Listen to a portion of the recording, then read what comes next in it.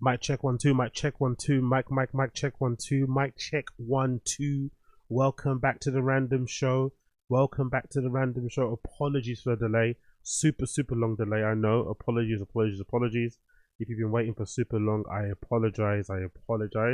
But I was making some clips for fucking Taz. I actually wanted to make a clip for the fucking elephant graveyard thing for this channel, but I didn't have enough time. But hey, I'm here anyway, regardless. So thank you, appreciate you. Apologies. But yeah, we're back, ready to roll. How you doing, people? How you doing? How you feeling?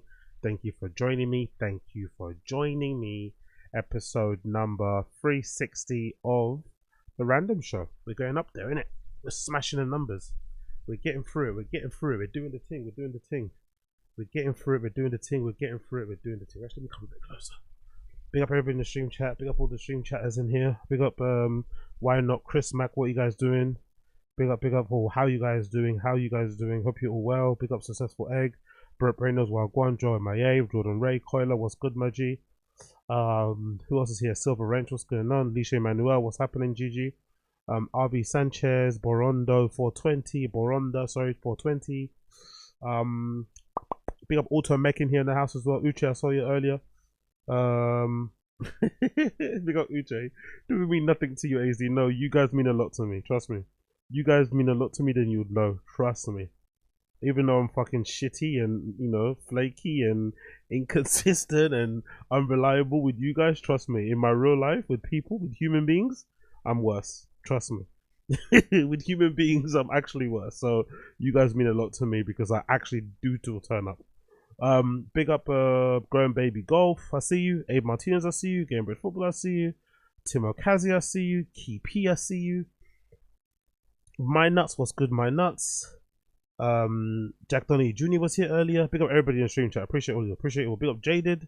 Jesse Black, I see you. Austin Casey, I see you. Don Dotter, I see you. Charles Lucas, I see you. Boba Fett, I see you. Wagwan. Ruben Rivera, I see you. Wagwan. Anyway, let's go. Oh yeah, I forgot to put timestamps yesterday, innit? Did I do timestamps yesterday? I don't think I did I? Oh fuck. Okay, cool. I got a timestamp for yesterday's stream. Fuck. Okay. Anyway, I'll do that and I'll announce it later. I've got to do timestamps for that. Don't know. Jesus Christ. Is that the stream now? Let me note that down, baby. 1 second here. Add timestamp for episode 359. Cool. Let's roll. First thing I want to talk about. Let's not waste any more time because I've wasted a lot of your time already. Let's get right into it. First thing I want to talk about is this. I've just watched the beginning of this, but I'm sure Podcast Strange is going to have a fucking whole essay on this and stuff. He's going to go super hard and super ham on this, I'm sure, when he finally does see it. But latest episodes of fucking Two Bears, One Cave has just released. And there's this bit I kind of noticed at the start of the show that made me chuckle. Because, do you remember that clip we played the other day of like Big J Okerson basically enabling Bert Kreischer in a comedic way by telling him there's nothing wrong with him, you're fine as you are, you don't interrupt people, you're not making all the conversations about yourself because that's how everyone does it because we're all comedians, blah, blah, blah, blah. Remember that whole shit there? Yo, big up Younger Vibes. You better have not been out with the Houts. With the house. No comment on that one. No commenter on that one. But I'm here, innit? I'm here. That's what matters. Man's here, innit? That's what matters. Man's here. You get me? Man's here. But big up Young God Vibes. Appreciate you. So Big J Okerson or Oxen was telling Bert Kreischer, you're fine. You don't interrupt people. You don't make everything about yourself, like Ari Shafir said. We all do that as comedians. Blah blah blah. Just enabling him in a funny way. Well, I found this clip that I think truly represents why most regular people don't understand Bert and think he's fucking annoying and think he's incredibly insufferable. And just think about it if you had a friend that was like this in real life. Just think if you had an interaction with a friend or somebody you care about that was like this in real life. Just look at what happens here. Most fun doing that show. And a lady had a seizure in that show. Someone had a seizure? Yeah. Someone had a seizure at my Lucky taping. Oh, really? During the taping, someone had a fucking seizure. And I was like, great, we won't use this fucking... Unless... I'm like working the round, so I'm like working it, you know? Like you kind of You don't just stay planted, which is like the different thing is you're here and then you walk over here and then you walk. So at first I just see some. Do you know what's happened there? Tom Segura said somebody had a seizure at my show. Instead of Bert saying, "Oh shit, somebody had a seizure at your show. What happened?" That's a normal reaction, right? If somebody told you something like that in the conversation, oh my god, you wouldn't guess what? I was on a train and somebody had a seizure. You wouldn't guess what? I was at the shopping mall and somebody had a seizure. You know, that's the normal response from a normal functioning adult person would be, "Oh shit, what happened?" Bert instead just says, "Oh, that happened to me too." He just like completely makes it about himself. Like, how is that possible? Like, listen to it again. He had a great set. I had the most fun doing that show. And Can I tell lady you had a something? seizure in that show. Someone had a seizure? Yeah. Someone had a seizure at my Lucky taping. He's such a freak, innit? He's such a freak. Oh, someone had a seizure at your show? Someone had a seizure at my show. Can you not ask? And then Tom noticed it. He didn't even wait for Bert to ask him a question. He just said what his story was. He's so used to dealing with Bert Kreischer, he knows he's not going to be inquisitive or curious about his story. He just said his story anyway because he knows Bert's not going to ask. Oh, really? During the taping, someone had a fucking seizure, and I was like, "Great, we won't use this fucking unless." I'm like working the round, so I'm like working it, you know? Like Yeah. kind of. See, he just goes into it completely. He doesn't even wait for Bert to ask him, "Hey, what happened?" He just goes into his own story because he knows Bert's not going to ask him. He knows Bert doesn't really care. He's just waiting for an opportunity for him to speak. You don't just stay planted, which is like the different thing is you're here and then you walk over here and then you walk. So at first I just see some people standing in this area, but you also see people trying to get to their seats, and you can't like acknowledge everything, right? Yeah. So I make another loop. On my second loop around, I go, "What's going on?" And they're like, "She's having a seizure." And I go, "Oh, Jesus." I go, "Hey, do you want the lights on? Because that's more important." Turn the lights on and off real quick. Just everyone, click, click, click, click, click, click, click. I go, "You want to light her up? Because that's more important than what I'm doing." Yeah. And then the guy goes, "No, we're good." And I go, "Okay." Yeah. And then I just see like medical personnel. I'm like, I think I should just hold a beat while you guys do this. It's kind of weird to keep going. And then they put her in a stretcher and they like wheeled her out. And then I saw the people around her sit down. And I go, "Hey, do you want to leave with her?"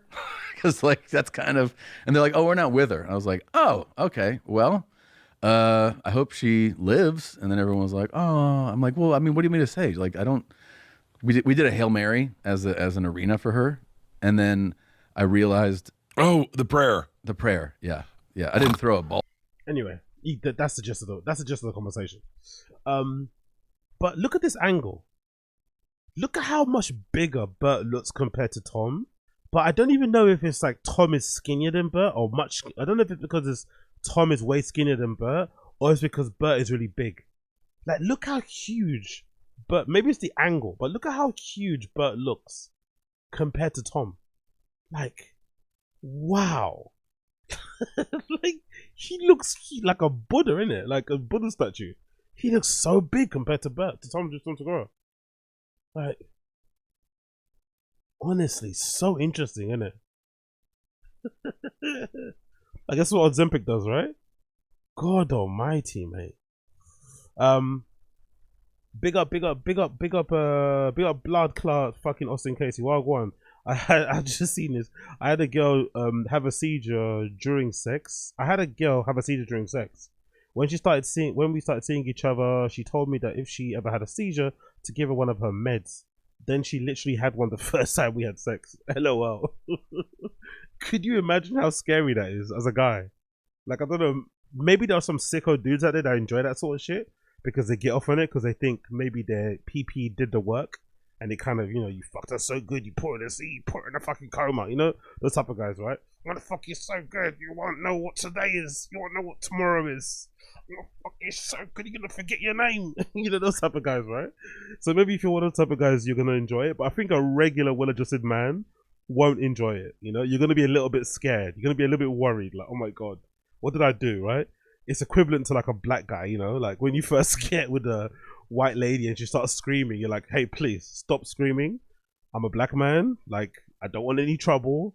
Like, this is gonna look fucking wild. Don't scream. I know it's, you know, it's whatever you heard of the thing, blah blah blah, but don't scream, because if you scream and you moan super loudly, people are gonna think something crazy is happening.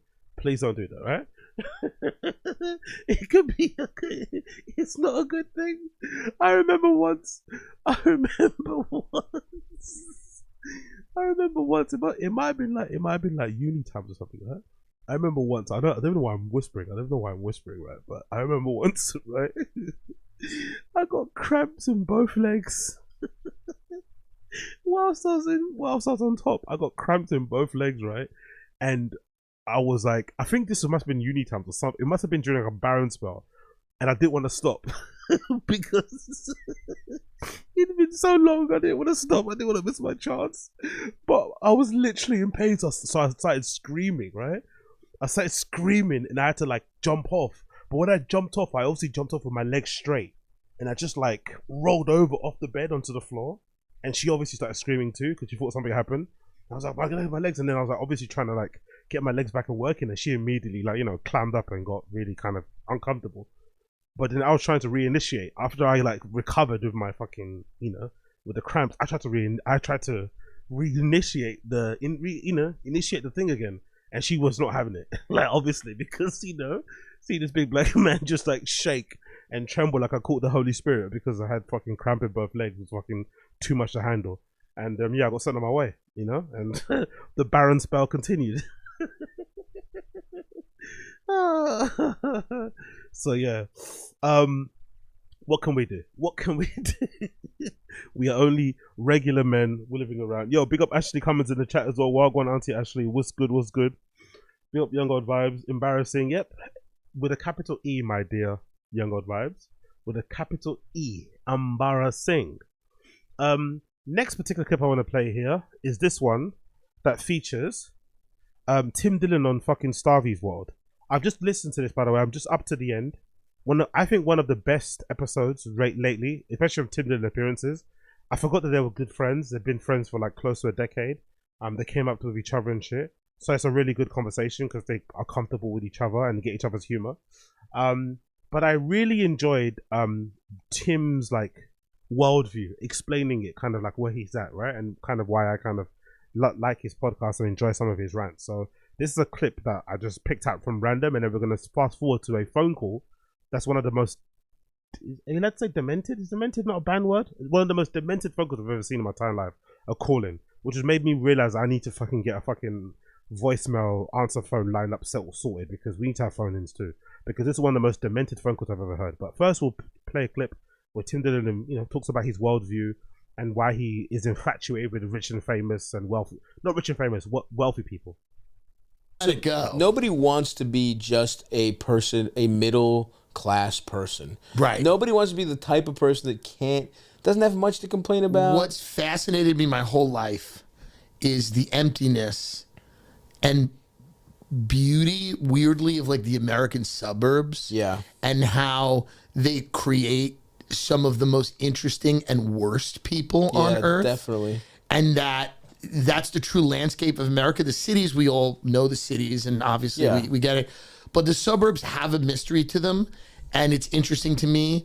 I've spent years living in them. Yeah, you grew up on Long Island. On Long Island. I grew up with these people, brutally funny people. Yeah. Brutally funny people. Terrible. And they're in me. That's who I am as well. Sure. Like, we have our instincts are selfish. Yes, absolutely. You got to fight them because they're all selfish. Yeah. Very selfish instinct. Yeah. Like literally, right? As the fires are raging in Los Angeles, people are losing their homes. Yeah. People are dying. Okay. I call a friend of mine and I'm in the car and I say, I didn't come here for this. That's the craziest response. Sure. That's I go, I didn't fucking come here for this. I came here for good weather. Yeah. I'm screaming now. At the top of in a disgusting car. I won't even say the make of the car. It's disgusting. But I'm screaming at my friend, I didn't come here for this shit. Yeah. But you know what you did? Screaming. Here's the thing. You know what's interesting about that? most likely everybody in LA during COVID had the same feeling about COVID lockdowns. But I guess that was where they kind of lost us, the majority of the people, when they started to be incongruent and not be honest about their selfishness and try to frame it as if they were trying to save the world by, you know, exploring alternative medicines and medications and questioning the authority, questioning scientific bodies, questioning virologists and all this malarkey, when really the crux of it was more so, this place is meant to be a place of make-believe. It's meant to be the home of entertainment. The show must go on. Why the fuck are we closing shit down? The show must go on. Because I was, you know, I'm not even involved in the entertainment industry, and I really couldn't understand the zero COVID thing that was happening. That was one thing that kind of disturbed me. I was like, hold on, are these people they want to lock down the world until there are no more COVID deaths? Like, that's nearly impossible. Like you almost have to just say, hey, here's a vaccine. If you want it, take it, but we're going to open up the world. You know, you just have to kind of roll the dice in that way. But I guess, you know, there's an ulterior motive why they did do the lockdown, and, you know, we can get into that another time. But this is one of the reasons why I like Tim Dillon, because he is quite brutally honest about how selfish he is and about how much he expects from certain places and what he doesn't expect. And I actually did respect him for his stance he took on Austin, Texas, when he tried to make a go of it, right? When LA closed down, everyone went to Austin to follow Joe Rogan. He moved there, he tried to make a go of it, and he slowly realized it wasn't for him because it wasn't fancy enough. Austin just isn't fancy enough for his liking. It doesn't have the same type of wealthy people that he's obsessed with, the suburb types, I guess the yuppies, you know, those type of types. You don't probably find them, I guess, maybe in Austin. And he just, you know, and probably the finer things in life aren't probably as good as they are in LA, especially the dining. I think he complained all the time about having barbecue and steaks and shit. So I did appreciate this perspective on things. You did, because what you were dreaming of was being having lost touch so much. You know what I mean? Like you always wanted to get to the point where you are in a luxury car and you know what. That's a great description. Big up Young Old Vibes. Tim dresses like he's going to Aspen with a fan but doesn't really want to go. Or he dresses like somebody that likes to dress like they go to Aspen but doesn't go to Aspen, you know? Or the kind of person that goes to Aspen that doesn't ski. That just stays in fucking what they call chalets and shit, right? What you're doing is obscene. It's obscene. And that you should be drugged through the streets like Mussolini for what you're doing. You know that, and you want to be able to behave that way. You always wanted. That's, again, I will give you credit. Because like there's a lot of weird. But I worry more about the people who don't admit they behave. Well, that's what I'm saying. That's what that's why I love you, Tim. And we're friends for at this point over a decade, and you have always. Openly said, I want to be a part of the ruling class. I want to see. I want to see what it's like. I want to taste the fruits that I did not earn. Maybe it's just me, but I've noticed like the older Tim has got, or probably the more comfortable he is, he comes across way more gay than he did in the beginning, innit? I feel like maybe, I don't know if it's some money, but you see his mannerisms. Even the way he's sitting, I want it. Like, he comes across way more gayer than before. I think in the beginning, maybe it was him just trying to, like, you know, blend in and not maybe stick out too much and not have people kind of, you know, attack him for his fucking, you know, for his preference in that regard or for his sexual orientation. But I feel like the older he's becoming, or maybe the richer he's getting, he's becoming more gayer. He's becoming sassier. He's becoming a little bit more cunty, dare I say. I want a friend who's made his money exploiting people. I want to be on the kinds of boats exploitation buys. And I respect that about you. Everyone kind of wants that. I really do. Like, I believe most people kind of want it, because I think that the people who loudly proclaim to not want it also weirdly want it. Well, everyone wants luxury, right? Everybody seems to want. I don't want the responsibility of the ruling class, and I have no I don't want to like oppress people because that takes effort and energy. I don't have it. Exactly. That's the thing. I want to see what it is. I really do. You want to be in the room. I'm curious as to how the whole thing works. Right. I don't think there's any value in not understanding how it works. Sure. And as I've met some of these people. Yes, you have. Yeah. It is so boring. It is so boring, Stavros. Well, It is unreal. It's the banality of evil, or whatever they call it. It's so true. It is so boring. It is all just Really? So someone can have like a 10th house. Right. Everyone for thinks, nothing, for a number to go up on a screen, for sure. people are dying.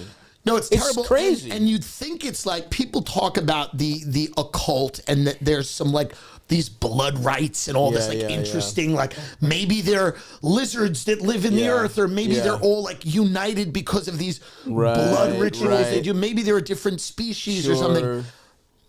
No, they actually just really are kind of trying to preserve their position. Yeah. In it, and most of them have no idea what's going on.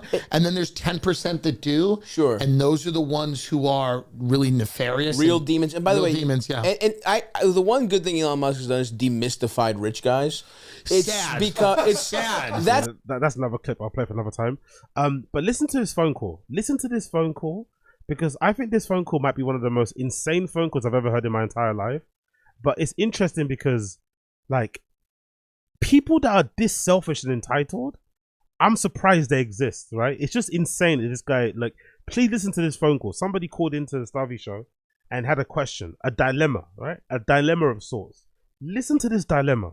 Like, this isn't even a dilemma. This is just like, you're wrong, right? Listen to this. Over time, we're going to be able to do this, and you know. Have you ever lied about anything else? Yeah, I know it's tough out there, but you know, but part of why I do this work is because this is the most rewarding work in the world. Hold on. I think it says here. 1 minute. It's the wrong place. Shit. I think it's here. I think the phone call's here somewhere. So I have no. Yeah, here it goes. There's no levity to this situation, and I have had no family members. No, it's not there. Wrong one. Sorry. Oh, I think it's right here. Person here. Stay in the thing. Stay in the. Thanks for doing what you do. Okay, my friend.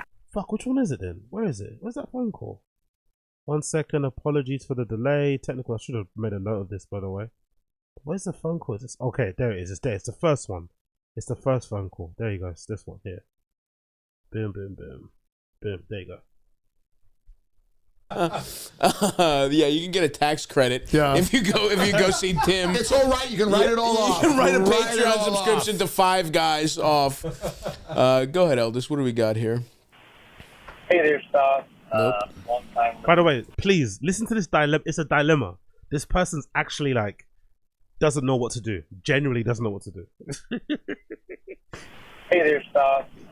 Long time listener, first time caller, and esteemed guest. So I have a little bit of an issue. Not really an issue, but whatever. So recently, my wife and I took a trip and used my sister's car to go on said trip. And we went through like a couple tolls or whatever, and racked up, you know, a couple of dollars in fines, you know, tolls or stupid, whatever. Sure. But what happened was the tolls got sent to my sister's previous address. Okay. And racked up like an insane amount of like fees and stuff, like late fees. Yeah, okay. And late fees. What was supposed to be like a $4 or $5 fee ended up being like a $70 to $80 fee for the car that you borrowed from your sister. Okay. So my sister is supposed to like, you know, renew her car or whatever, and she can't because there's these outstanding fines that she has to pay. Yeah. And she like called me and was like, "Hey, just so you know, you owe me $75." Makes sense. Yes. Yeah. Right. You know, for the toll. So just get that to me whenever. And my sister is way better off. What? No. Okay. No. Come on. $75 is a lot to me at the moment. So I'm like in a little bit of a pickle, trying to figure out There's no pickle. am I supposed to do. By the way, you know what's so funny? What a piece of shit, brother. What a piece of shit, brother. And he sounds genuine. He sounds genuine, bro. He borrowed his sister's car to go on holiday. Do you know how much, like, I don't know about you people, if you're the same, but usually your siblings aren't that nice when it comes to lending stuff, especially the older you get, especially cars. Nobody in life is that nice. Maybe even your best friend won't give you, borrow the car for a vacation. Maybe borrowing a car to do some groceries, move your house. fucking, bring in a fucking new washing machine, sofa. Maybe that's possible, right? But usually your friends won't let you borrow their car. Maybe maybe even if they go on vacation themselves and leave the car behind, they won't let you borrow the car.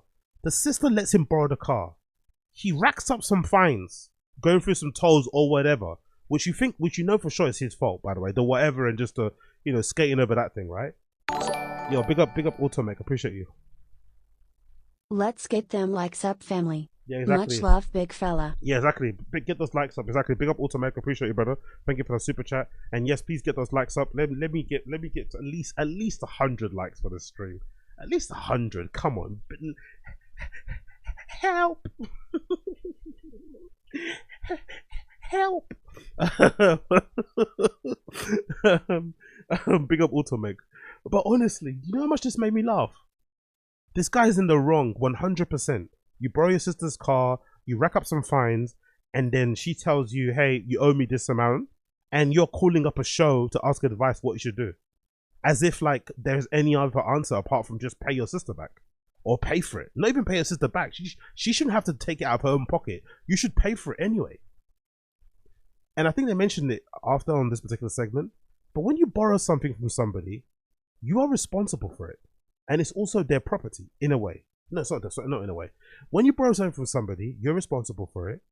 And whatever happens to that thing that person borrowed to you, no matter if it's your fault or not, you're responsible for it. So if it breaks, you replace it or you repair it.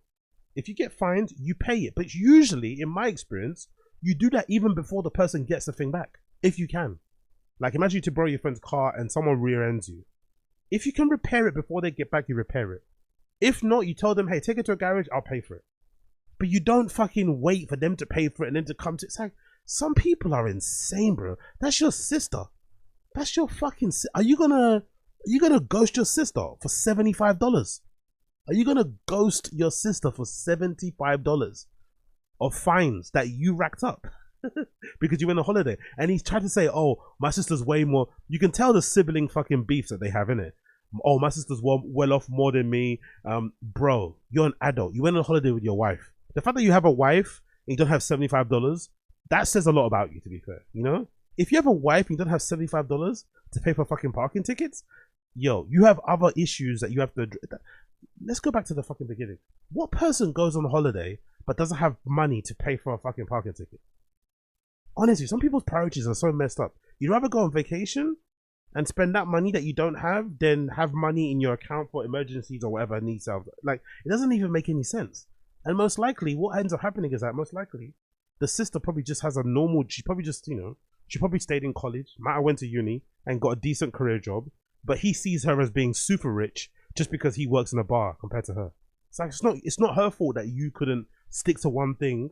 You couldn't maybe challenge yourself. You couldn't maybe, aspire for more. Because she's the one that has a full-time job and you have a part-time gig, she's now the rich one. She's the bougie one. It's like, bro, I've just got a normal career. I'm not that rich. Just fucking pay for it. Honestly, that guy is a fucking legend. A fucking legend. Because he's absolutely stumped. He doesn't know what to do. STAVVY, Tim Dillon, please help me. I racked up some fucking fines while driving my sister's car while I was on vacation, and I don't know what to do. What a piece of shit. Yeah, let me know. I'd appreciate Let it. you know. He goes like this. He goes, what am I supposed to do? So the choices are pay her $75 or stop speaking to your sister? What are the choices here? Pick up Uche.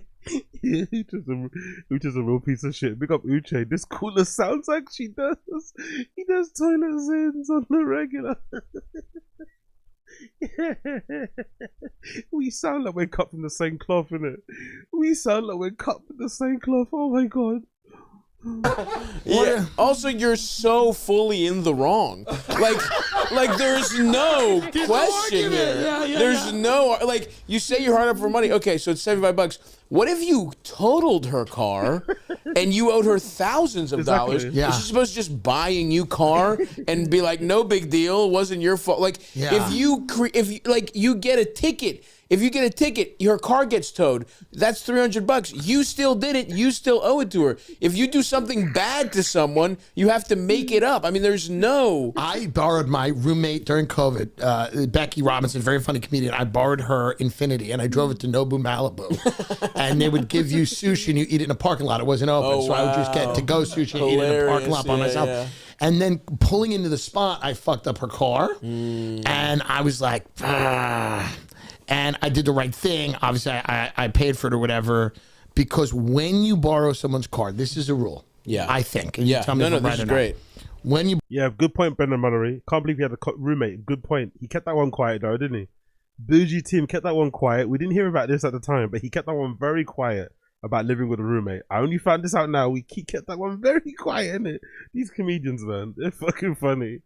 Living with a roommate, you know, at your big age. Come on, he kept that one quiet, didn't he? Eh? But now he was acting brand new, Tim Dillon. Hey.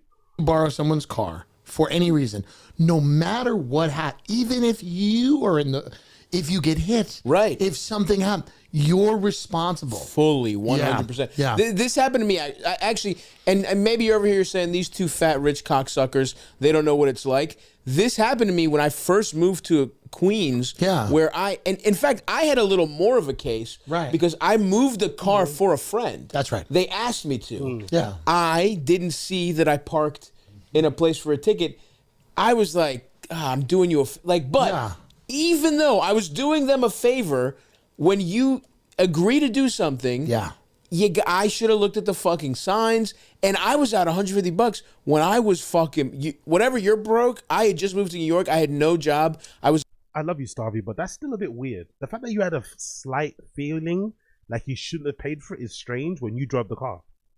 You know, that's still just so, like, some people's levels of entitlement and the way their brain works is still a bit warped. He had a bit of a doubt in his head that he should pay the fine, even though, yes, you helped your friend move the car, but you still drove it.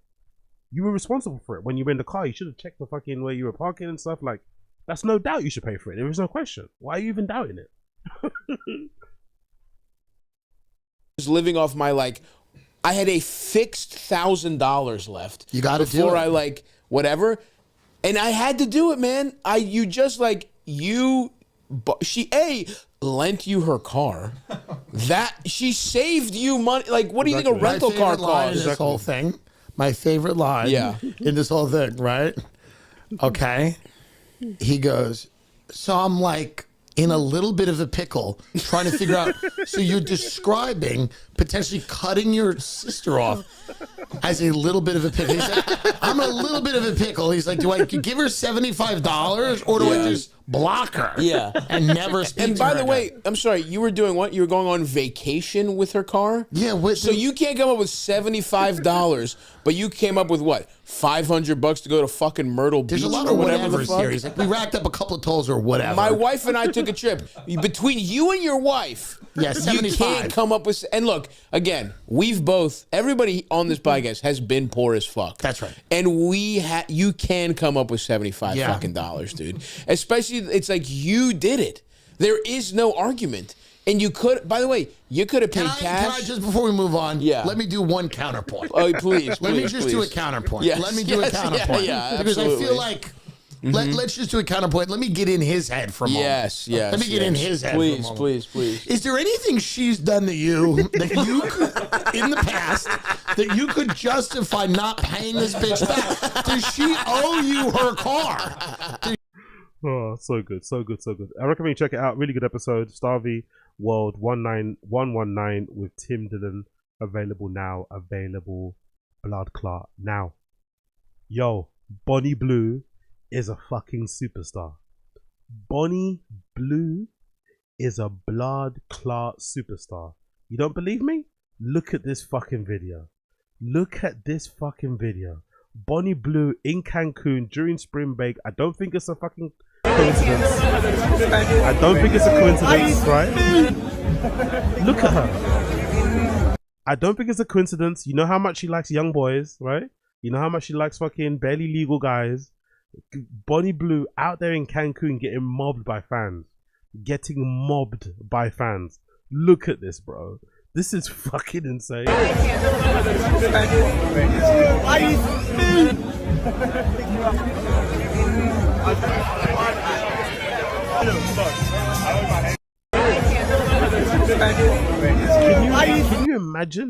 Can you imagine Can you imagine the amount of drinks that she got bought for her during this fucking trip? Can you imagine the amount of drinks she got bought for her during this trip? Can you imagine the amount of fucking guys that are trying to be out there? It's fucking insane. And LOL at this guy, by the way. LOL at this guy trying to be progressive and not touch her while he's taking a picture of her.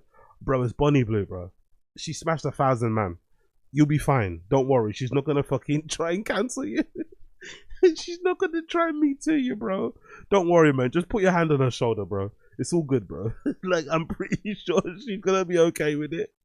Oh, bless this guy, man. Look at him trying to leave his hand there. It's like, bruh, come on now. This is very performative, mate. This is the antithesis of fucking virtue signaling. Like, what the fuck are you doing, bro? But look at this. Look at these guys, bro. They are queued up, ready to take a picture with Bonnie Blue. What a fucking legend. I fucking love it, man. But yeah, exactly, Ucha. Yeah, to be fair, she looks really good. And this is like without face tune. This is her, because she does allegedly face tune a lot of her pictures. But, you know, maybe fucking 1,000 guys does wonders for your cardio in your midsection, because, you know, she looks fucking tight, you know? She looks well, she looks trim. She looks trim as fuck. But hey, man, the fellas like Bonnie Blue, innit? The streets, they love Bonnie Blue. The streets love Bonnie Blue, bro. That's the real shit. The streets love Bonnie Blue. Big up the kids in Cancun. Big up the kids them in Cancun enjoying Bonnie Blue's company. You fucking love to see it. You fucking love to see it, man. Yo, big up Abe Martinez. Appreciate it, brother. He's avoiding a disease. That's why he ain't touch. Yeah, okay, that's fair point. Maybe bro knows something I don't. Maybe there's some way of like catching fucking an STD via touching alone, which would be mad. That way, you know, millions of guys, maybe billions of guys would get fucking STDs if that was the case. If guys could touch girls and get STDs, we'd be getting them. I'm gonna be out here fucking, you know, high-fiving girls on the back and shit. Fuck it. We all get diseases.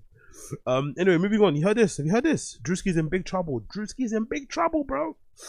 This is courtesy of the Diddy docket. In the matter of Ashley Parham versus Diddy, an amended complaint names 2 more plaintiffs and several additional defendants, including Odell Beckham Jr., Drewski, Jaguar Wright, Janice Combs, and Big Homie CC and more. Drewski has somehow been implicated in the Diddy shit.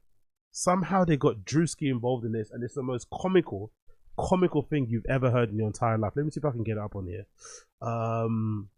Where is it? It's the one where they slip and slide all over him, right? I think it might be this one here.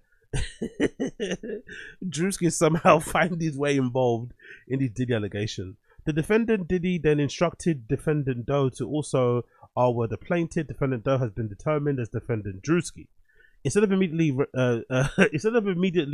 R-wording plaintiff, Drewski dosed plaintiff with more oil, lubricant, and then jumped on top of plaintiff naked and oiled body, treating it like a slip inside and knocking the wind out of plaintiff due to his enormous size.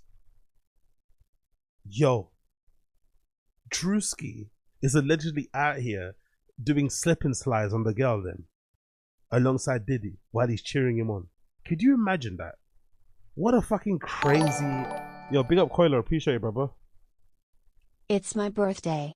So in honor of Jared Malerick, I'm getting very Seuss tonight. Yeah, we love to hear it. We love to hear it. Big up, big up, big up, big up, big up. Big up, Coiler. Happy birthday to Coiler. Let's put some fucking cake emojis in the chat for my guy, Coiler. Let's put some cake emojis in there. Let's do some cake emojis.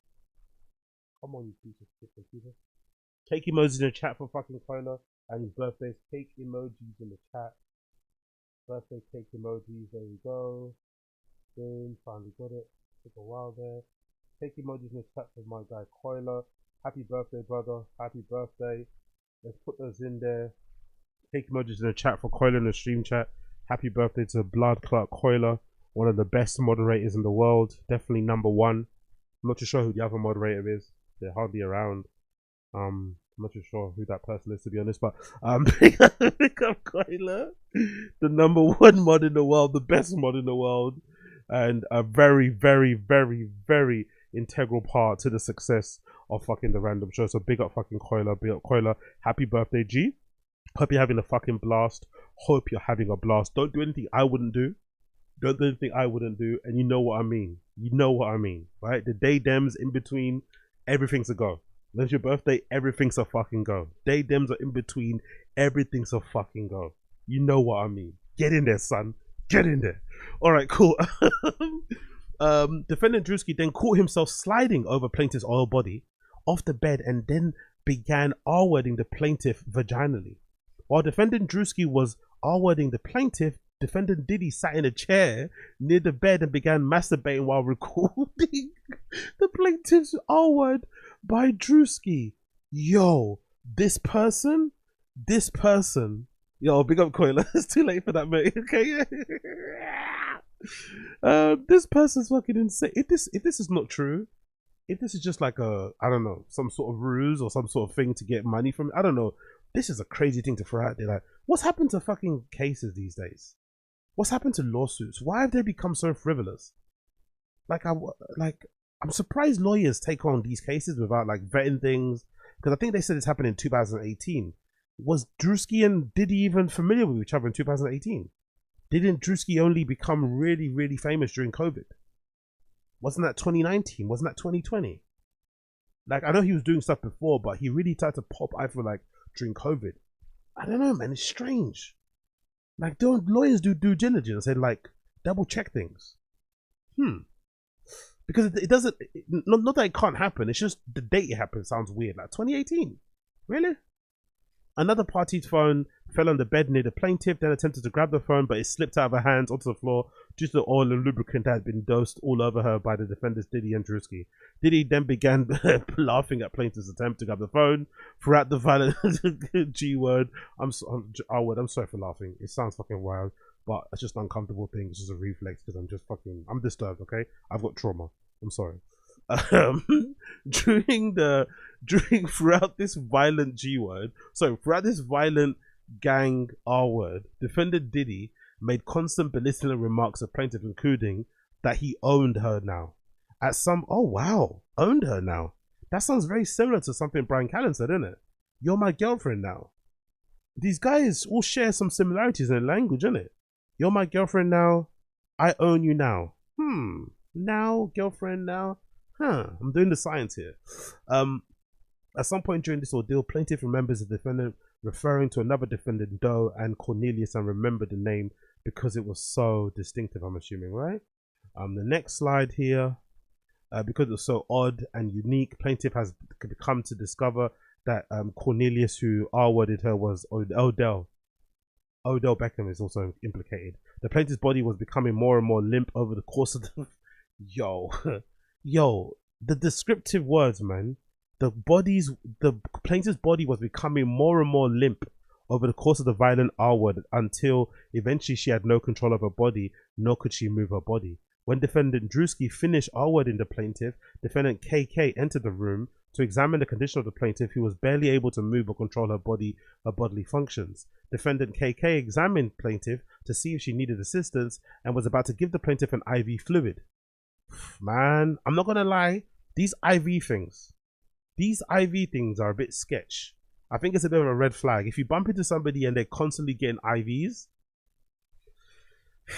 this person's they're into some Diddy shit. They're into some freak off shit. They're into some fucking sussy shit. You know, people that need to party at that level, like, just recover like everybody else. Just have a calm down. Just have a brutal calm down and sleep in like everybody else. People that need to be constantly going, like, okay, I can't just rest for a couple of days and give it a rest and chill and not drink for a couple of days, eat some orange juice, have some eggs. They have to just refuel their body just to keep going again. There's something wrong with you, man. There is something wrong with you. Defendant KK then opened a different bag. The defendant KK examined the plaintiff to see if she needed assistance and was about to give the plaintiff an IV fluid. Plaintiff cannot be certain if they did or did not receive such intravenous intervention. Defendant KK then opened a different bag, different than the one Diddy removed the oil from, where plaintiff observed several medicine bottles, IV fluid bags, and other unidentifiable powder-like drugs. Big up the 2C gang. Big up the 2C. Big up the 2C gang. Big up the 2C gang. Big up the 2C gang. Defendant KK then removed the pill from one of the medicine bottles and gave it to defendant Diddy. Defendant Diddy then inserted the pill into plaintiff's mouth, down her throat, to where plaintiff had no choice but to ingest the unknown pill. Defendant Diddy, Shane, KK, Odell, and Drewski then exited the residence in the backyard where they smoked marijuana and cigarettes. Plaintiff remained in an almost lifeless state in defendant's bedroom until she was finally regained her bodily functions. God almighty. I don't know, man. This sounds a bit sus. The timeline is not really adding up. It's not to say it can't not be true. The timeline kind of throws me off. 2018, I'm not too sure if that matches up. But regardless, Drewski did come out with a statement, of course, because these allegations are fucking insane. So he had to say something.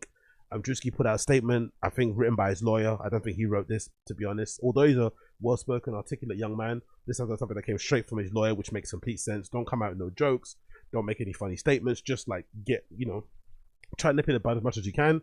He says in the statement, this allegation is fabricated lie. I wasn't a public figure in 2018. I was broke living with my mum without any connection, to the entertainment industry at the time of this allegation. So the inclusion of my name in this is truly outlandish. My heart breaks for actual victims of abuse, but I'm fully confident that the evidence will expose this falsehood and individuals who are maliciously trying to game the legal system to peddle the false narratives, which is all you can say, really. In this case, I don't know if this is responsible. But I think in these situations, man, if the person is, especially in this egregious of a lie, you have to be held accountable in it. I know it's not going to work across the board, but if you're out here putting these guys' names involved just to kind of raise more attention or put more attention to your case because you're afraid people might forget about it, I don't know, man. You've got to be held responsible at some level, because this might do untold damage to his career. Even though. Even if he gets proven to be innocent, I don't know how this works, actually. I don't know. I guess it depends. I think if you're well liked, you'll be okay. Drewski's well liked. So I think even if it was true, I think he could get away with it, As mad as it can sound. I think Drewski's that well liked. I think even if he did do this, I think he could do this. I think he'd get away with it. I think so.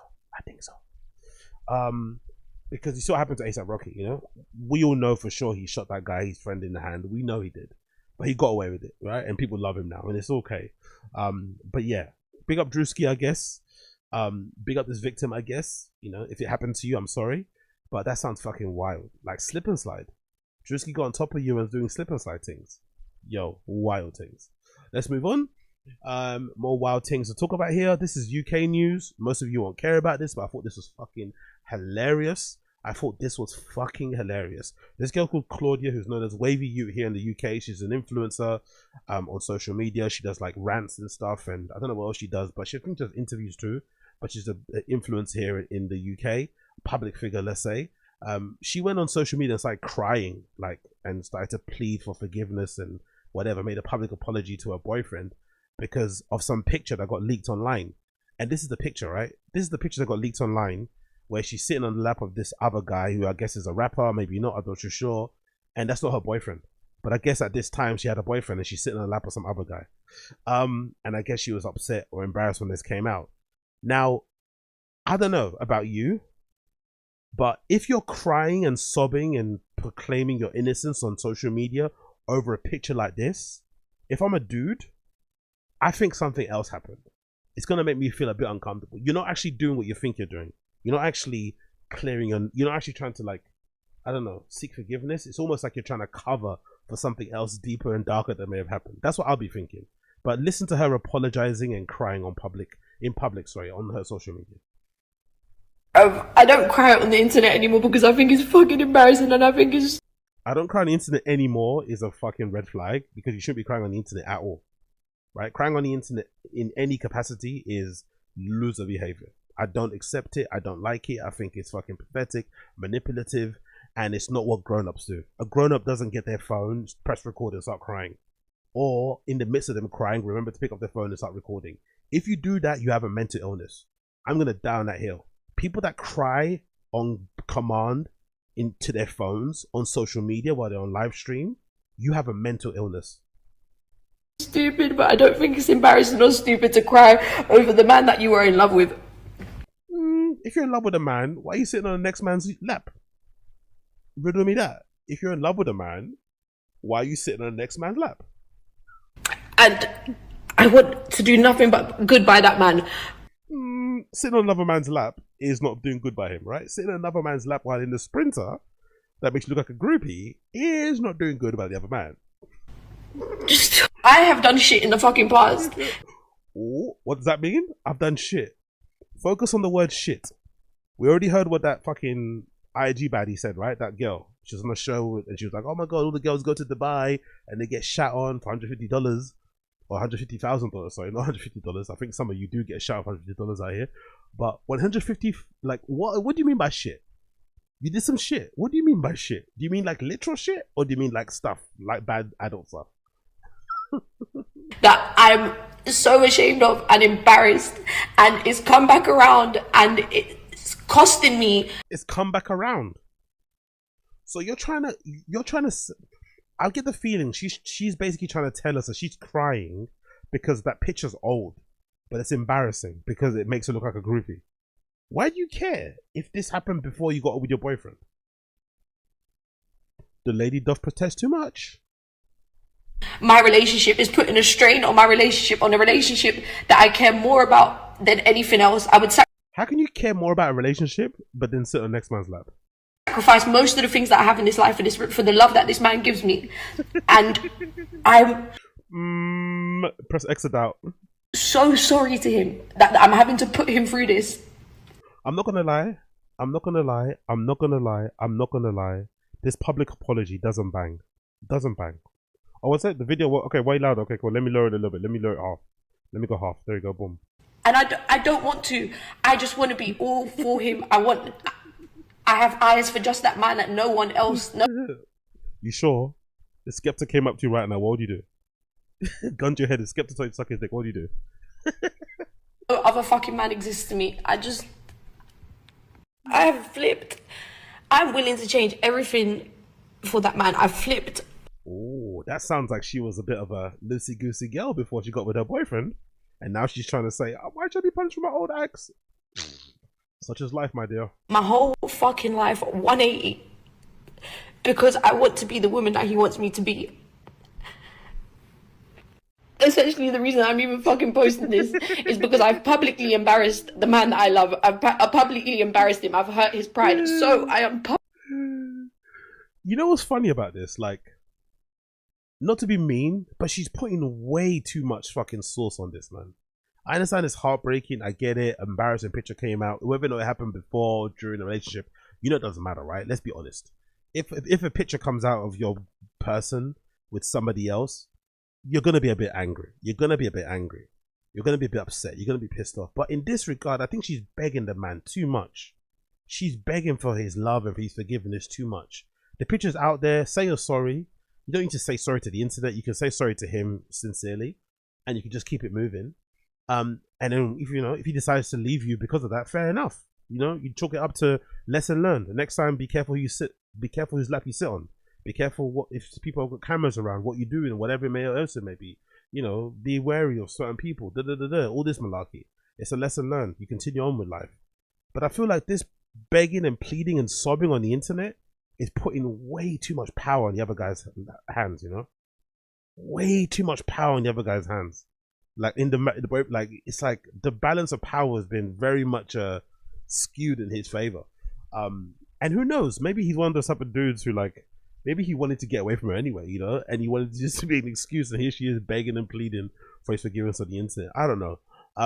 But I also think in these situations, I bet you a girl would be way more able to forgive this than a dude. I don't know why dudes don't really forgive shit like this easily.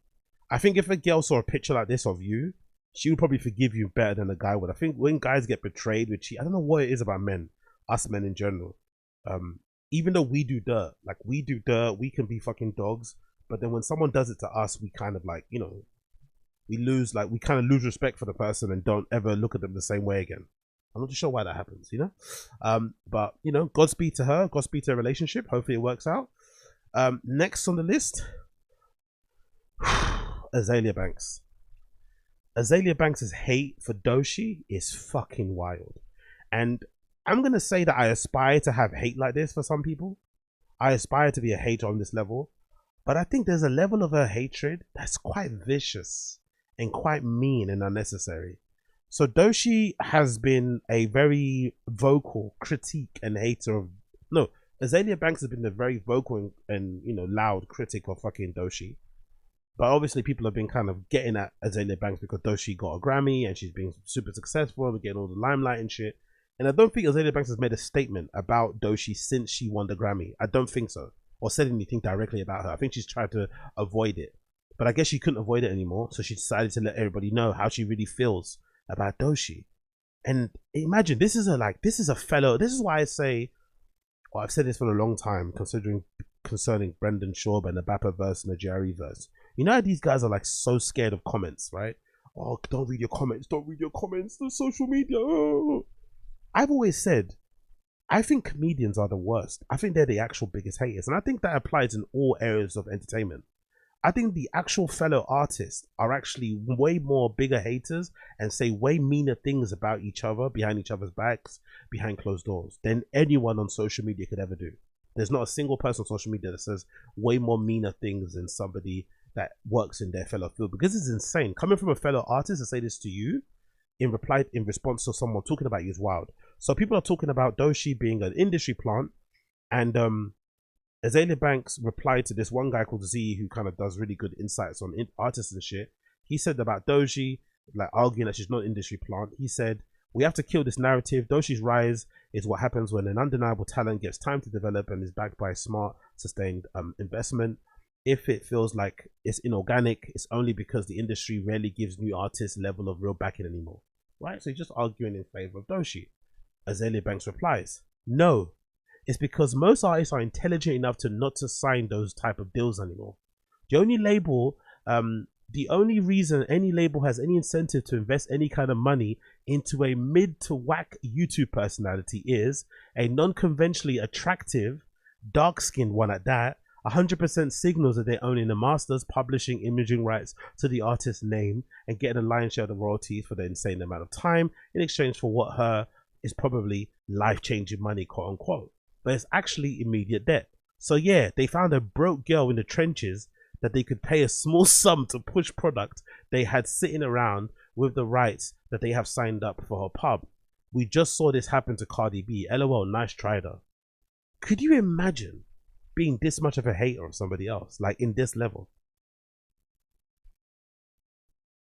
Like, wow. Money into a mid to whack YouTube personality. A mid to whack YouTube personality who's non-conventionally attractive, dark-skinned one.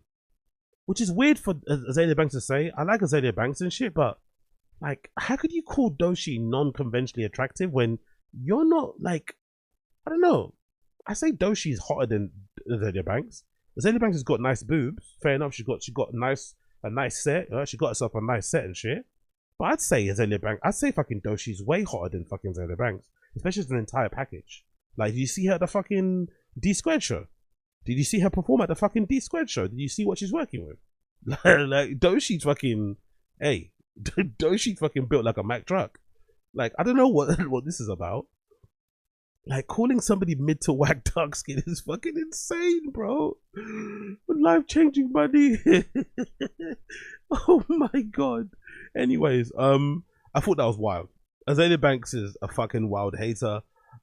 It also kind of goes to show, I think she also said someone else about not being likable, but I don't know. She just fascinates me. She fascinates me. Big up Azealia Banks. Big up DOECHI. Moving on. Stephen A. Smith. I didn't like this in the slightest because I was surprised by this. Not surprised by LeBron James stepping to Stephen A. Smith and basically telling him not to talk about his son anymore. As you can see here in this clip, there's no sound to it, but you can kind of see LeBron James basically stepping to Stephen A. Smith at the basketball game. I think this is mid-game, actually. I think this is during a break or something. This wasn't even at the end. This was LeBron James basically confronting Stephen A. because of some stuff he said about his son, Bronny. I don't think this is fair. I'm not going to lie. I don't like this. I don't think this is fair. If you're going to do the whole nepotism thing, yeah, do it. But then you can't say that your kid is fucking, immune from criticism. Your kid can't be then excluded from getting ragged on by fucking journalists or pundits or talking heads. That's not how it works, bro. You can fucking strong arm your fucking franchise to get your son to play. You can do what needs to be done because you're a fucking legend and you're fucking LeBron James. You've earned that right through all your blood, sweat, and tears. Congratulations. But you then can't control the media and tell them how. Can you see me? Am I back? Am I back? Am I back? Can you see me? Can you see me? Am I back? Am I back? Am I back? Am I back? What's happened to the stream? Why did it freeze? What's happening here? Can you guys see me? Can you guys see me? Can you guys see me? Can you guys see me? Is it back? Is it back? Is it back? Can you hear me? Can you hear me? Can you hear me? Can you hear me? Can you see me? Fuck, you know what happened there? What did you guys hear? Did you guys hear anything? Did you guys hear me say anything? What's the last thing you heard me say? Okay, am I back? Am I okay? Are we here still? It froze. Okay, cool. Okay, cool. I'm back now. Okay, so, I was saying in conclusion that I did not like this from LeBron James. I think if you're allowed to do the whole nepotism thing with your son and get him into the league and shit, even though he doesn't deserve it, according to some people that are basketball experts. I can't say that because I don't watch basketball. I'm not really familiar with the sport and shit. I think it's brilliant that he did that because he earned the right to do so due to his hard work, blood, sweat, and tears over the years. He's earned that privilege to earn that fucking right to fucking strong arm the franchise or to fucking whatever he did to get his son that position. Congrats. But I don't think you can then bully. I don't think you can bully. I don't think you can fucking bully media into how they cover your son. I don't think that's fair. You know, maybe I'm confused. I don't think that's fair. So I didn't really like this, what he did to Stephen A. Smith. I don't like how he stepped to him. I don't like how he talked to him like this in public. I don't think this was needed. This is lame. You can't tell Stephen A. Smith who he can and cannot talk about, especially in professional sports. That doesn't make any sense. That's his job as part of what he does. As long as he's not being disrespectful, I think it's okay for him to talk about his son. But LeBron James, as a father, didn't want to hear that, so he stepped to him. Yeah, cool. I didn't also like Stephen A. Smith's response. I didn't like what LeBron James said or did to Stephen A. Smith, but I also didn't like Stephen A. Smith's response. I thought that was very lame, and it's almost felt like he was trying to play the victim. Look at his face. Look at how down he is. Look how sad he looks in the face. I don't like this, bro. You talk a lot of smack about people. You're putting your opinion out there. You're trying to be fucking a shock jock, controversial, straight shooter media, all that sort of shit. Well, you then can't complain and cry when people step to you. You know, you can't complain and cry and make it seem like you're a victim. You're not a victim, please. Last night at the Lakers game happened. Now I get, and people have said to me today that I'm looking pretty damn sad. I'll fess up, I am.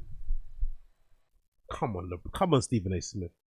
You're sad because I guess what this goes to show is that most of these talking heads, especially people like Stephen A. Smith, maybe what they really want was to always be friends with professional athletes. They don't really want to be, I guess they do want to be journalists or to be broadcasters or whatever it may be, or talking heads. But what they really wanted, because they follow the game of basketball and other sports, they wanted to be friends with these athletes. They want to be like buddy with these people. And the only way to be buddy or to get around in their orbit is to cover them as a journalist or as a fucking sports broadcaster. But they don't really want to be journalists because they want to be friends with them. Maybe this is what it showed, because this is fucking ridiculous. Because something like that is not something that should make any of us comfortable. I didn't anticipate it. I don't know why I didn't anticipate it. But I'm not here to blame LeBron James. That wasn't a basketball player talk. Look at him feeling all sad for himself. Got his head down.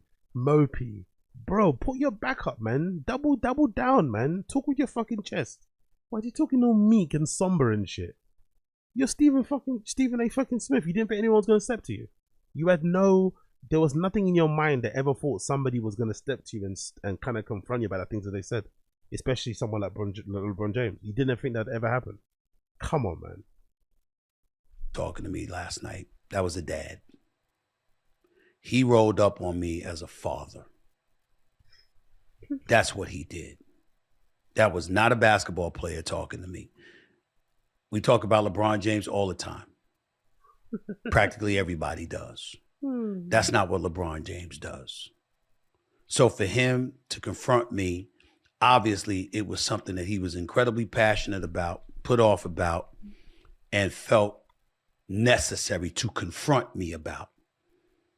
And what better motivation could there be than to be protective of his son? Come on, man. It's not that deep, bro. We know. We get it. We know he's his dad. We know he's going to be protective of him. But we're talking about you. Why are you cowering? Why are you so meek? Why are you being so fucking defeated and shit? Why are you trying to act like you're the victim? You talk shit about someone's son, he stepped to you. You're meant to double down and say, I can talk shit about your son because he's a professional basketball player. He's now entered my realm. I can talk shit about this person. As long as I'm not disrespectful, I can talk my shit. Why is Stephen A. Smith doing this? Is he trying to be a victim? Or is he actually genuinely surprised that LeBron James stepped in? I'm so confused. I understand it.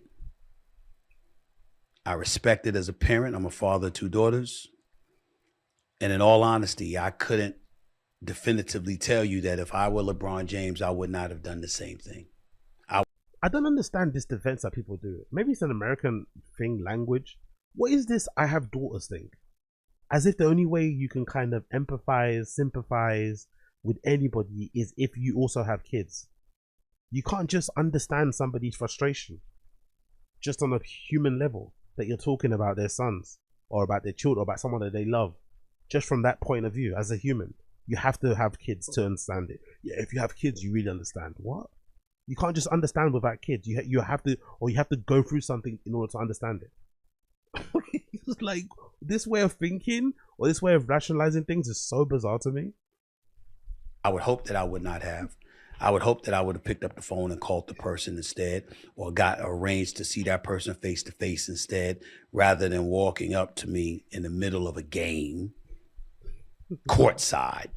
That was not the end of the game. That was not the beginning of the game. That was in the middle of the game that this happened. But that's what happened. It's on site. It's on site, isn't it? So yeah, Stephen A. Smith looking meek, looking somber, trying to be a victim. And then of course, I think he probably saw some of the response to it, didn't like what he was hearing back from people. So he decided to try and speak all bossy when he got on his show later on in the day. Or maybe this is the next day. Look at him trying to now sound tough. Stephen A. Smith goes off on these NBA players trying to label him as a person who attacks a black man. So here he is trying to now talk tough, trying to act tough. Although we saw how he actually responded. Jefferson, you saw the video. So when he sat up there and said, when I'm talking as a dad, right? That's the only thing. That's the only thing I'm tripping. I don't give a F. Once he talks about you I plead as a father, I can't. So it wasn't about Bronny. It was about him. Come on, Stephen A. Smith. Come on, bro. Come on, bro. Those are his words. We saw you buckle, bro. Once he said, as a father, that was about him. Which was my point January 29th. It's been about you. Oh my God, this guy, man. This fucking guy. I don't want to have a critical word about Bronny James at this stage of his career. And I completely agree with LeBron's agent and the head of Clutch Sports, Rich Paul. We don't always agree. As a matter of fact, most of the time we don't agree at all, but we talk, and I respect the hell out of him. And he made very valid points, and I want to emphasize, Rich is just class. Don't try and beg friend now, because Rich Paul, what this Rich Paul is like LeBron's agent or manager or whatever, his boy. Don't try and fucking beg friend. By the way, Rich Paul looks like a child compared to LeBron James. That picture, innit? Don't try and beg friend.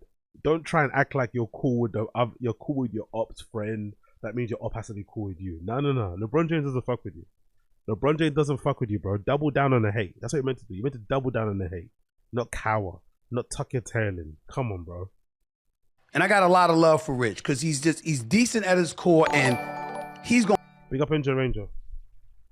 You should watch Steven a crappin' on Jason Whitlock. Of course. I've seen that. Come on, man. I've seen him get a fucking Maltese ahead. I've seen him get a fucking Maltese ahead. Come on, man. I'm new. I'm not new to this. Big up Ranger. Gonna call you and talk to you man to man. He would have never did what LeBron James did Thursday night. He never would have done that. But that's neither here nor there. But Rich Paul made a point that Bronny should be contextualized and presented better. I agree with him on that. There's plenty of dudes in the NBA and who have been in the NBA over. Come on, bro. You need to honestly, what is this soft ass shit? Contextualize Bronny James. His dad is LeBron James. He got an opportunity he probably doesn't deserve based on his dad's name. He's gonna make it work or he's not gonna make it work. But he should be criticized the same way any other fucking professional basketball player gets criticized. Fuck the name. What the fuck is this, bro? What? If anything, you're doing him a disservice. I'm not gonna lie, you're doing him. If it was me and I was Bronny James, I'd want to get the most unfiltered, harsh criticism possible to make me stronger, to make me have something to fight against. Because this is probably the only time in LeBron James' life. Think about it, right? If you're LeBron James' son, you probably had life on easy mode from the day you've been born. You've never probably had to face any adversity. Even in school growing up, you probably were never bullied because you're fucking, you got the genetics of fucking LeBron James. Supposedly his wife is also kind of tall. She doesn't look that tall on the internet. In person, people will say she's actually quite tall. You got good genetics across the board. So you probably never got bullied. All this malarkey. You're an athlete, so you're probably popular. So the one time you're going to get criticism and you're going to feel like you're a little bit less than, and you got something to kind of fight against, is because all these commentators and ex-players are saying that you're rubbish and you don't deserve your spot and shit. That actually give me fuel that actually give me fucking fuel. That would make me fucking hungry to succeed and prove everybody wrong. If it was me and I was Bronny James, I'd say, no, bring it on. I'd want my dad saying anything. I'd say, bring it fucking on. Bring it all the hate on. Come on, give it to me. Give it to me. For the years that have been drafted in the second round, who struggle initially before getting their bearings. Hey, yo, big up High Def. Appreciate you for the fucking 5 gifted memberships, brother. Big up High Def. You're a fucking legend. Big up Blood Clot High Def. Appreciate you. Under them and ultimately elevating their level of play. He is absolutely right. The reason why it's different for Bronny as opposed to others is because he's LeBron James' son.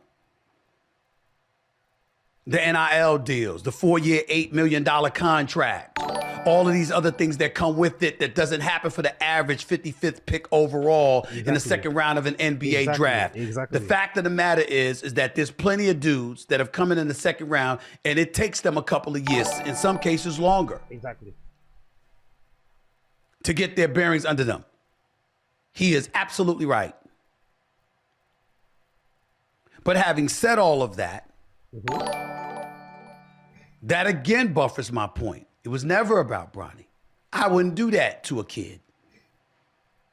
Okay. It was about his dad. And it wasn't about his dad even wanting him in the NBA. It's the things he said. What? And the things he maneuvered and manipulated in order to get his son to wear the same uniform as him. And what's wrong with that? Which brought that attention. And the reason why I'm bringing that up is because I want to get into a conversation about me because of how some folks have been attacking me. Not over this, but using this as an excuse to accuse me of hating on the brothers. I'm sick of that shit. I'm not backing up from that anymore. I'm not taking it from people anymore. I'm not just a black man. I'm a brother. Come on, Stephen A. Smith. Come on, bro. It's not that deep. It's not that deep. It's not that deep. I'm not going to take this shit from people anymore. I'm going on Gilbert Arenas' podcast tomorrow. Gil's Arena. With Rashad McCants, with Kenyon Martin, Swaggy P, Nick Young and the crew. I can't wait. I can't wait for that conversation. I'm not taking this shit no more from people. I've had it with this. Because it's incidents like this that people try to piggyback off of. And they try to use it as an excuse to talk about me, hating on brothers. Me. The brother. I don't know, man. LeBron James just stepped to you because he said something about his son. He's his dad. Of course, he's going to be sensitive and he's going to take it to heart. But you should have doubled down and said, look, your son's a professional basketball player now. I get it, you're his dad. You want to be protective. But he's in the lines then. He's a professional athlete. I cover professional athletes. This is my job. As long as I'm not disrespectful to him, it shouldn't really matter. And even if I am, grow tougher skin. You've had to probably have, you know, LeBron James suffered from it as well, from his career, in his career. Like, it's not that deep. But here's Stephen A. Smith saying what he's saying, so whatever. We'll move on. We'll fucking move on. Let's get into some fucking shit. Yeah, let's get to some shit. First things first. Obviously this picture, hilarious. Second thing, this picture, hilarious. This is an old picture because of the Friday subreddit. The caption is, "What's BAPA Toe saying to saying here?" You know what's funny about this picture?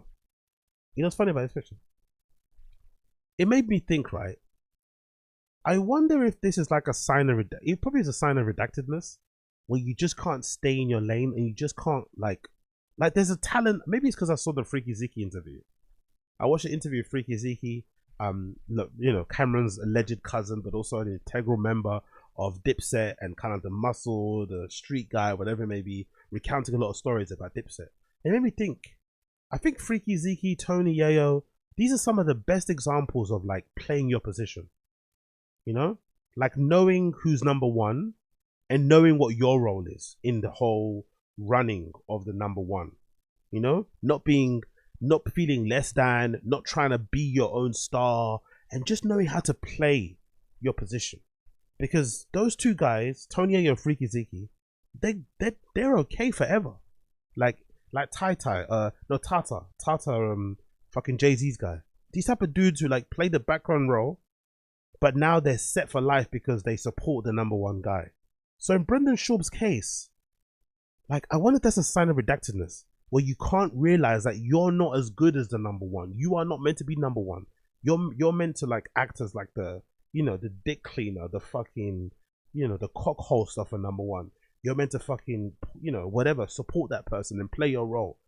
Because I wonder if you could go back to here and just be okay with just being the lovable fucking douchebag, you know, the jock guy in the crew, whatever it may be, I think he would have been okay.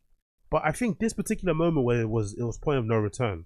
He had a Showtime special, and he decided in that moment, I've made it. I'm just as big as Rogan. Because if you remember before, somebody said, no, he said actually, back when he got the Showtime special, that Rogan and Callen both told him, don't do it. He admitted it himself. They both told him not to do it. And that he said, or he thought at the time, that they were hating on him. So maybe, because I always think about when was the moment it all went to shit for Brendan. And I think it went to shit around this time, when he got the Showtime deal. Because that's when I think the Showtime deal, it validated his delusional sense of self anyway. Yo, big up Talking Thrones in the stream chat. Well, I'm Talking Thrones. Long time no see, my guy. What's good? What's good? Big up Talking Thrones. You motherfuckers know who Talking Thrones is. You know, when it comes to fucking Game of Thrones content, he's the fucking best. But don't ask him about George R.R. Martin, please. He hates George R.R. Martin the way I hate fucking Eric Griffin. But big up Talking Thrones. I think this is the point. I think I found it. Big up the person that posted this. I think this is the point where it went to shit for Brendan. The point where he wasn't comfortable. He wasn't okay with just being, you know, the lovable douche, the Chad, the bro, the meathead. He thought of himself as an artist. He thought of himself as a philosopher, as a public intellectual, as, you know, the next, the heir to fucking Joe Rogan's throne even, you know? Maybe that's what he thought at that time. TFATK is blowing up. He probably thought TFATK was going to be the next JRE. You know, that's how delusional he was going to be at that time at Showtime, because, you know, it's hard to blame him because the Showtime deal was such a big deal. The Showtime deal came as a package, not just a Showtime special, the stand-up special, you'd be surprised. It also included, fucking the Below the Belt show. Showtime's first foray into mixed martial arts. and having having Brendan be the person leading it, having him be the person, you know, flying the flag for their introduction to MMA. So that's why he turned to a fucking dickhead, because, you know, he's already had these delusions of grandeur, and then this big network pumps all this money into him, makes him be the star, makes him wear a blazer, do some skits, turn the MMA show into like a combination of SNL and this malarkey that goes to fucking terrible. But it's like, wow, this is when it happened. This is when it went to shit. Right here. This is the moment. Crazy to think of it. Crazy to think. Anyway, maybe that's just me. Next post. Reheat, dump truck, arses, and G-Wagons. Let's see what this is about. Dump trucks, arses, and G-Wagons. Big up the person that posted this. Let's play this. Sent to a cartoonist. Yeah, whatever. But they're not real. The problem is her sister, her little sister. So like my nanny's daughter's always around our house. She's always. My nanny's daughter's always around our house. Nanny's daughter's always around our house. She's 12. She's in 7th grade. Most girls, especially in middle school, high school, everyone looks at Kylie Jenner like she's a fucking, like she's Prince Diana. Like they think she's Prince Diana. Prince Diana. She's Prince Diana. Like she's Prince Diana. Prince Diana. Always. Like they think she's the shit. Have you seen what that bitch has gone through? It's insane. The plastic surgery she's had. Yeah, you're I've seen talking it. complete reconstruction of her face, body, ass, titties, ribs, completely. It's mad he's saying that, by the way, considering how his wife looks. You know? It's mad he's saying that considering how Joanna looks, or the work that Joanna's had done to herself over the years. Joanna's is starting to look more and more, or less and less Mexican as the years go by. Different person. Skull reconstruction. It's nuts, man. They've shaved her chin down. Yes, and cheekbones to make her look like Kim, and her ass, and they cut into the bone in her jaw when she was 16. What the fuck are we doing? But now all these little girls look up to her. When's the last time Rogan looked at Brenda like that, bro? Oh, you're spitting right now. Wow, you're so smart. Fuck, man, what a good podcast guest. This is a really good episode. When's the last time Rogan has ever looked at Brenda like this? Like, wow, this guy's fucking spitting. He's fucking podding right now. He said what? About Kylie? About the Kardashians? No way. When's the last time this happened? He couldn't play his role. This is the last time it was good for Brendan. He couldn't play his role. God damn it. These little girls look up to her like she's this huge role model. And I ask them, like, why do you like her? And they're like, just the life. And then, you know, she comes out with all this stuff. She has Louis Vuitton. She's driving G-Wagons and all this. And they think like that. Oh, that's what I need to get to. What she's doing is bonkers. But it doesn't matter. It becomes a trend, and then people get sucked into that trend, and she becomes important. Here's why I'm. Anyway, it's just insane because Brendan's wife basically looks like she molded herself to look a little bit like Kylie Jenner. Anyway, that's what I find funny. You know, she looks like she molded herself to look like a Kardashian, essentially. That's her North Star, the Kardashians. So I find it funny that he has these strong opinions against the Kardashians and their plastic surgery, when Joanna clearly has framed her entire worldview, her materialism, her fucking opinions, whatever it may be, even some of the poses that she does, basically sold on fucking the Kardashians. Even her bum. Have you noticed? I'm not sure. I think someone posted on the Friday Kids subreddit. Have you noticed Joanna's derriere? It looks like she's taking out some of the fucking, you know, whatever that's in there. The cement or whatever. It looks like she did whatever the Kardashians doing. The Kardashians are going through like a bit of a redesign, and they've all across the board, from Khloe to Kylie to Kendall to Kim, they've all kind of taken out the fillers, dissolved the fillers, sorry. They've taken out some of the whatever stuff they had in the bums, and they've kind of reined it in a little bit. People are saying they're trying to go for a more of a European aesthetic, a fucking clean girl. It's a clean girl trend or something, right?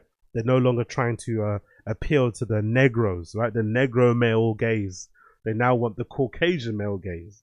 And it's similar to what, you know, Joanna's going through now at the moment. But I could be wrong. I could be wrong. Let's continue. My boy Brandon. My boy Brandon. Big up Brandon. Yeah. It's awesome, but I until I get challenged, and then I'd be like, oh, my car. I have in the hospital. My boy Brandon Schaub though is throwing the Schaub card. Brandon So, Schaub. Brandon, you got me. We got to get him. I try to every once in a while I poke that bear. Brandon. Every once in a while I'll try to wrestle with that guy. Nothing works. It doesn't go well for me. Don't check the oil. Hey, that feels weird. Check the oil. God, that feels weird. Check hey, the oil. referee. All right, hold on. Yeah, I don't know, man. I can't remember the last time I wrestled my male friends, but I also can't remember the last time I tried to finger my male friends, you know? That's not really something you do. Maybe something you might have did when you were like 18 or something, but falling around playing slap butt with your friends that is nearly 60 and you're a 40-year-old man with 3 kids, it's a bit strange, you know? It's a bit strange, but it also makes sense because they're always talking about dicks and this obsession with masculinity and being an alpha man. I guess this is what their idea of being an alpha is, isn't it?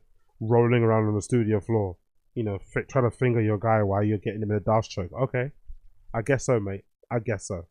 Let's continue. Another post here. You see this pull up next to you on the road. What's your reaction? I don't think it's a cool car. I actually think this is maybe his best car, you know. Of all the cars he's purchased over the years, of all the terrible jobs he's done to the cars, I actually think this Hummer is actually the best car he's ever got. Forget all the fucking, you know, the fucking decals or the, you know, whatever, all the names and logos. I think this is probably the best car he's had in all the cars he's had across the years. I think this is the best car. And it's a vintage one, right? If I'm not mistaken, this is a vintage one that came out years ago. You know, I think this is actually the best one. 100%. I think he's done some edits to it, obviously, or some upgrades, but I think this is hands down his best car of this new era. You know, hands down the best car. Without all the fucking TRX and all that sort of shit, this is hands down the best car. I actually don't mind it, but it's obviously not the ideal thing because, you know, you want to be driving luxury sports cars, but you can't because you probably can't afford it. You'd imagine, you know, there's probably a difference between driving this and a Porsche. But I actually do like this car. I actually think it looks kind of dope. I'm not gonna lie. Big up the stream chat. What you guys saying here? Only Pepper knows how to check exactly. If you don't have aircon, you're cooked. True. Army LARP. Army LARP is hilarious. That's another way to kind of signal you're working class and blue collar, right? I served my country. Look, I drive a Hummer. Fucking hell. Homeless cat mentioned. Big up Nick Mullen, who was on the Matan show. And I guess they mentioned homeless cats here. I have a cat. Is the cat like a husky? American short hair. I don't know what that is. Is that like one of the it's a basic orange cat. ones? Yeah, I just got it off the street. So, it's... so homeless cats. Yeah, it was a homeless cat, and I got her teeth removed. Smart cat. Is he on the computer a lot? yeah, she's on the computer pretty frequently. Everybody knows about that fucking website. Everybody knows about this fucking website and the 300 pages, don't they? Everybody fucking knows about General Lee and everything else that happened on here. Observation about Nick Mullen. He's a lot smaller, isn't it, than he looks when he's taking pictures. Especially during the era where he was like getting buff and shit and doing bodybuilding. He's not as big as he maybe looks on the internet. He's really small, isn't it? Maybe it's a chair. Maybe Matan's a giant. But he looks tiny compared to Matan. Matan's like 17, 18 or something, right? How old is Matan? 19, 18? I don't know. But Nick Mullen's like a older man. There's a grown-up man, and he looks tiny compared to Matan. Huh. Interesting. Big up Nick Mullen, though, regardless. Big up Nick Mullen. Funny fucking guy. Another one. So bad, he's good. So bad, he's good. Live. Who do you think is the worst comedian of all time? The worst comedian of all time. I think at this point, because everybody knows Matan's stick, I think you're better off just saying what you want to say. Just ask the question. Hey, do you think Brendan Schaub is the worst comedian of all time? Especially now. The coast is clear. I think most comedians would enjoy the conversation. They would enjoy the fucking banter. They would enjoy how viral it would go. They know it would fucking get clicks on fucking Reddit. They know it fucking might get them some new followers on social media. It's worth it. Roll the dice. Just say fuck it. Just say fuck it. Just ask him outright. What do you think about Brendan Schaub? Do you think he's the worst comedian to ever address comedy? Yo, big up, big up, big up, big up. We should be at 50 likes by now, y'all. Smash it. Big up Automech. Appreciate you, brother. Big up Automech. Appreciate you. Yeah, thank you. Help me out, people. Let me get to 100 likes if you don't mind. Help me out. Let me get to a minimum of 100 likes. That's all I ask from you motherfuckers. I don't ask anything else, okay? Because I'm not fucking DSP. So please just give me 100 likes. Although DSP did do the likes thing, didn't they? Fuck, maybe I am DSP. DSP did do the likes thing, didn't he? I'm pretty sure he did the whole likes thing for a while. Anyway, regardless, just help me out. Help me out and give me some likes if you don't mind. Help me out and give me some blood clot likes. Well appreciated. I appreciate you people. I appreciate every single one of you people. Big up Automech. Oh man, and well, it's dead or alive. Whatever. It's got. I mean, it's got to be either Dan Ninen or Tom Myers. And I don't. And I say, but I say that as a term of it. There's an endearment there, right? I don't want to. I don't know either of those guys. Right, well, because they're the worst comedians of all time. I'm saying like well-known comedians. Oh, big up Talking Thrones. Is that well known? Big up Talking Thrones. Is that well known? Matan is lying about his age. He's definitely in his early 20s. Is that a well known thing? Am I that naive? Did I just believe the troll? People in the stream chat, let me know. Is that well known? Holy shit, I thought he's like 19 or 18 or something. He's in his early 20s. But he just laughs as like a teenager. Is that part of the shtick? Wow, okay. He's 30. I believe he's much older. No way he's a teenager. Come on now. Yes, he's been 17 for 5 years.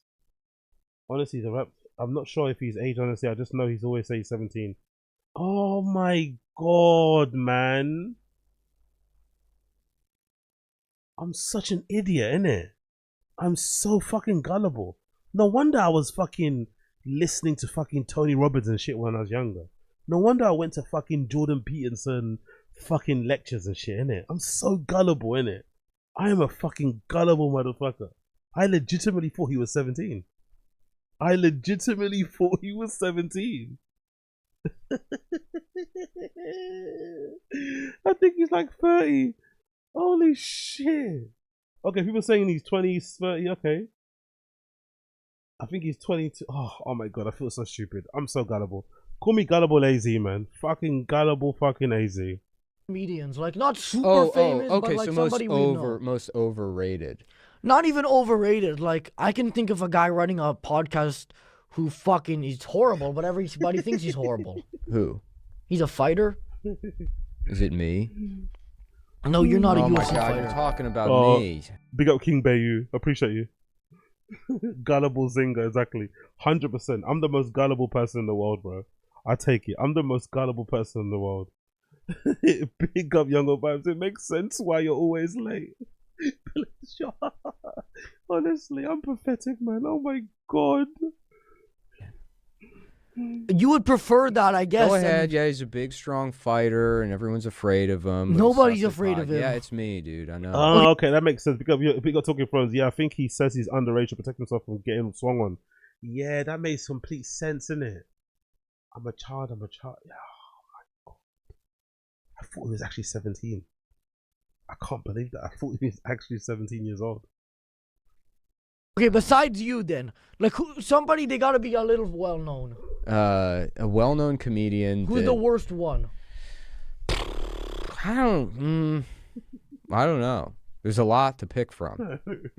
Who's the worst comedian? Because that's the thing. If somebody's so bad, then I'm laughing at how bad the comedy is. You know what I mean? No, so then no, it cycles around and becomes good. Not so bad they're good, just so bad they're bad. It's like I don't have room for that shit in my head anymore. It just falls out. If somebody just sucks and I can. Okay, comedians always say that. Again, not that it matters, but it's just, it should be funny enough to joke about people that are terrible in stand-up. It's just weird how because they say really mean stuff about each other behind the scenes, but they have no ability to even discuss what is good or bad comedy, like who they think is bad, or what they don't like, like nothing. There's no way of discussing it in public, but behind the scenes they probably say the worst things about each other. It. It's so disingenuous, and it's like, I don't know, or just joke about it. It's like, it doesn't really matter. Like, who gives a fuck? But hey, maybe we're missing it. Maybe we're missing the point. Exactly. Big up Keep. Exactly, bro. You're not going to be on the mothership. Exactly. You're not going to be Rogan's friend. Just whatever. Who cares? Who cares? Who cares? Big up Nick Mullen though. I recommend you check out the episode. It just dropped exactly recently as well. Next clip here. BAPA shades the fat 9-year-old slugger kid again. But then the reason becomes evident. So this is Brendan talking ill of another child that's playing in his son's softball. Is it softball, baseball team, whatever it's fucking called? But it wasn't. What is the difference between? I don't know that. What is the difference between softball and baseball? When people say softball, what do they mean by that? Softball and baseball offer different sizes and the distance of the bases and the way the ball is thrown. So it's not because of one's for kids, one's for adults. Or it's just a different ball and the size of the okay. A softball is larger and softer than a baseball. The regulation softball is 11.88 inches. The base difference. Softball, the bases are 6 feet apart. In baseball, 9 feet apart. Pitching. Softball pitchers for underhand. So one's not for kids and one's not for fucking. I didn't know that, you know. So are there adults that play softball? Is that a thing? Is there a softball? Is there like a softball league? Does that exist? Like for men? Like for grown-ass men? Are they grown-ass men throwing underhand? Is that a thing? Or is softball particularly for girls? Like, are there dudes throwing underhand in a league somewhere? Like, is that a thing? Please tell me that's a thing. I want to see that so much. I want to see the dudes who are professional softball players. Like, it's fucking hilarious. I keep seeing that. I always wonder what the difference between them. AZ batting. Look at the difference. Pick up Rivera. AZ batting 1,000 tonight. Look up the difference between football and rugby next, bro. This is what you come to the random show for, man. This is what you come to the random show for. You come to here. You come to the stream for insights that you will not get anywhere else. Insights and breakdowns that you will not get anywhere else. What is the difference between softball and baseball? And there's some kids, like the team we played yesterday. Like and subscribe. They play year round. They play 100 games a year. They travel. They're 9. They go to Phoenix. They go to the freaking Washington. They go to New York. They go to Texas. It's all they play year round. I just don't think that. Year. Have you ever heard somebody pronounce year round? Texas. It's all they play year round. Year round. Year round. They play year round. I just don't think that's the way to do it. I don't. And boy, these kids are good, and their baseball IQs it through the roof, and damn, they're good. And they make little mistakes, and you got the 150-pound kid who's not keto hitting home runs, you know. And it's okay, buddy, you're 9. This is the heyday. After this, downhill. But it's weird that he's like ragging on this kid, isn't it? So I guess there's like a big kid playing in the same league as his son. 150 pounds. I guess the kid's just a bit bigger than most of the other kids. But didn't Brendan always say when he was growing up, he was like that? He was always the biggest kid in his like age group and shit. And it kind of led to him kind of, you know, progressing a lot faster in the sports that he was in when he was a kid. But then reached a point where he had to like kind of learn the skills and become technically proficient, because you reach a point where sometimes the height doesn't matter and people catch up with you skill wise and shit. Also, people can kind of circumnavigate your size and catch up with you on skill time, whatever it may be. So you'd thought he'd have more sympathy and empathy with his kid because he was the same kid when he was growing up. But I wonder if this is just like him coping. I wonder if this is him coping. Can you hear me? Am I actually on mute or not? Can you guys hear me or not? Am I on mute? Big up Automec. Am I on mute or can you guys hear me?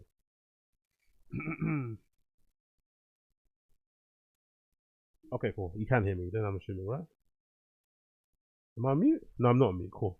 Automec, what are you trolling me for, man? Why are you trolling me? Why are you trolling me? Big up Automec in the stream chat, you motherfucker. I wonder if this is him coping because his son has now got to a stage where they're playing against better kids, more talented kids. I wonder if this is what's happening.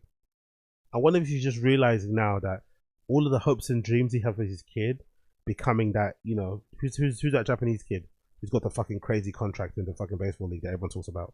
I think all the fucking he had these aspirations of his son becoming a professional baseball player because, you know, he partially says that's why he quit stand-up comedy to focus on training his son, making him run hills at fucking 4 a.m. in the morning. Oh yeah, big up with Joe MIA. Otani. Yeah, I think all the aspirations he had of his kid becoming the next Otani have disappeared because now I guess the kid is getting older, or maybe the league has improved. Whatever's happened, I guess he's getting exposed, or he's playing against better kids. And now Brendan's seen that the caliber of talent that exists out there is far higher than his dear old Tiger. Now it shouldn't matter really, in my opinion. It shouldn't matter. I think at that age, no one gives a fuck. No one fucking gives a fuck, right? It shouldn't matter when you're a kid. You should be playing it for fun. If you stumble into a professional career later on down the line, cool. But at the age that Tiger's at, 9, 10 years old, you don't really, I don't know, you shouldn't be even thinking about professional sports. You should be thinking about having fun. You might be really good, but you shouldn't be told that. You shouldn't be aware of how good you are. You should be playing just to have fun. You know? You shouldn't be like your dad is telling you about signing for the league. You shouldn't be aware of that. Maybe until you get to your teenage years, maybe you're conscious of like being professional because you're now playing professional, whatever. But it should just be fun. But because Brendan wrapped up his lack of sporting success himself in his son, he's trying to live vicariously through his son. He's now like personally offended, which is why he's sniping at another son. He's sniping at another man's son and, calling the kid names and calling him fat and shit. Because he's realizing that his kid maybe isn't as good as he thought he was. Which shouldn't matter anyway because it should be having fun. Those kids crush it. I just don't think it's the way to do it. I don't. I think. And now he's basically trying to lecture people about how to, put their kids through sports when everything he's going to say now, I bet you, is things that he did himself to Tiger. But now he's trying to lecture other parents about what they should and shouldn't be doing. If you look at the pros, you talk to any of the pros, like, no, man, you got to play. You got to be diverse. You got to play basketball, football. Still work on baseball, but it can't be just baseball full time. I swear that's what I was saying on the stream one time when he was going balls to the wall and trying to push his kid to play baseball. I was saying you got to be like, if anything, if you want a kid to be a professional athlete, maybe try to let him play all sports. But it seemed like he was only doing baseball. It seemed like they weren't even talking. He didn't speak too much about Tiger doing jiu-jitsu anymore. He wasn't talking much about Tiger doing fucking football anymore or playing soccer, which I think he was for a bit. All he kept talking about was baseball.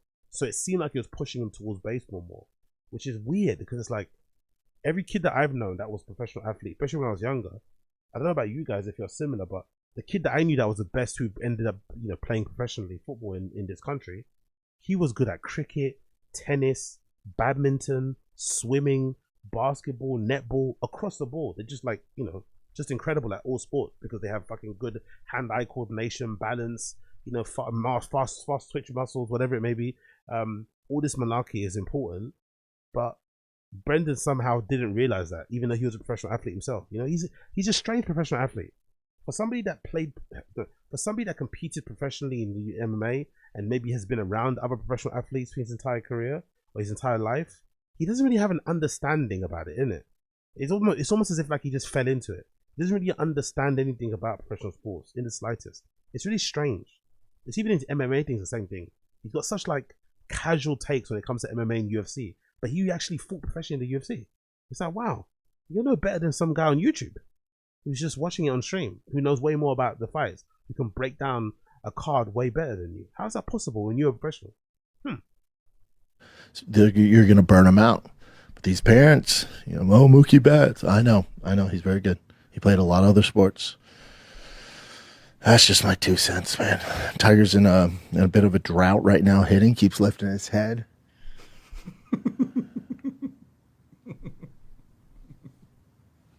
And when he plays well, we always go to the snack shack and he gets candy. He goes, Dad, can I have candy? I went, candy's for hitters. Get in the car. But get in the car. Can I have a Slurpee? Big up Scott L. He tries to tell Dana how to run UFC 2B. Don't even get me started on that one. I can do your job, you can't do mine. Don't get me even started on that one. Anybody could do the Fire and the Kid. Anybody could do this fucking dog shit show. Like, honestly, don't get me started on that one. Big up Scott L. I hope he's joking here, by the way. I hope this is just a joke and a bit for the show. I hope he didn't refuse his son snacks on the way home because they didn't hit home run. Like, I hope this is just a joke. I hope this is a bit. Oh, Slurpees are for hitters. Yeah, but I pitch really well. I don't give a fuck. You embarrassed me. I didn't talk to him like that. But yeah, he didn't get candy. No, absolutely not. No. Absolutely wild, isn't it? I don't know. It's just wild to me. It's just fucking wild.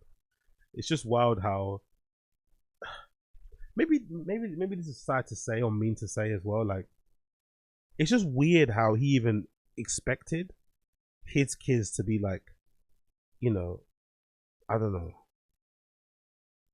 to be gifted in that way athletically when he wasn't that gifted himself. He was just big, it seems like. It seems like when it came to skill, he never had it. Yo, big up King Bayu, appreciate you. You know it isn't a joke. Hashtag haters jet candy. Exactly. Exactly.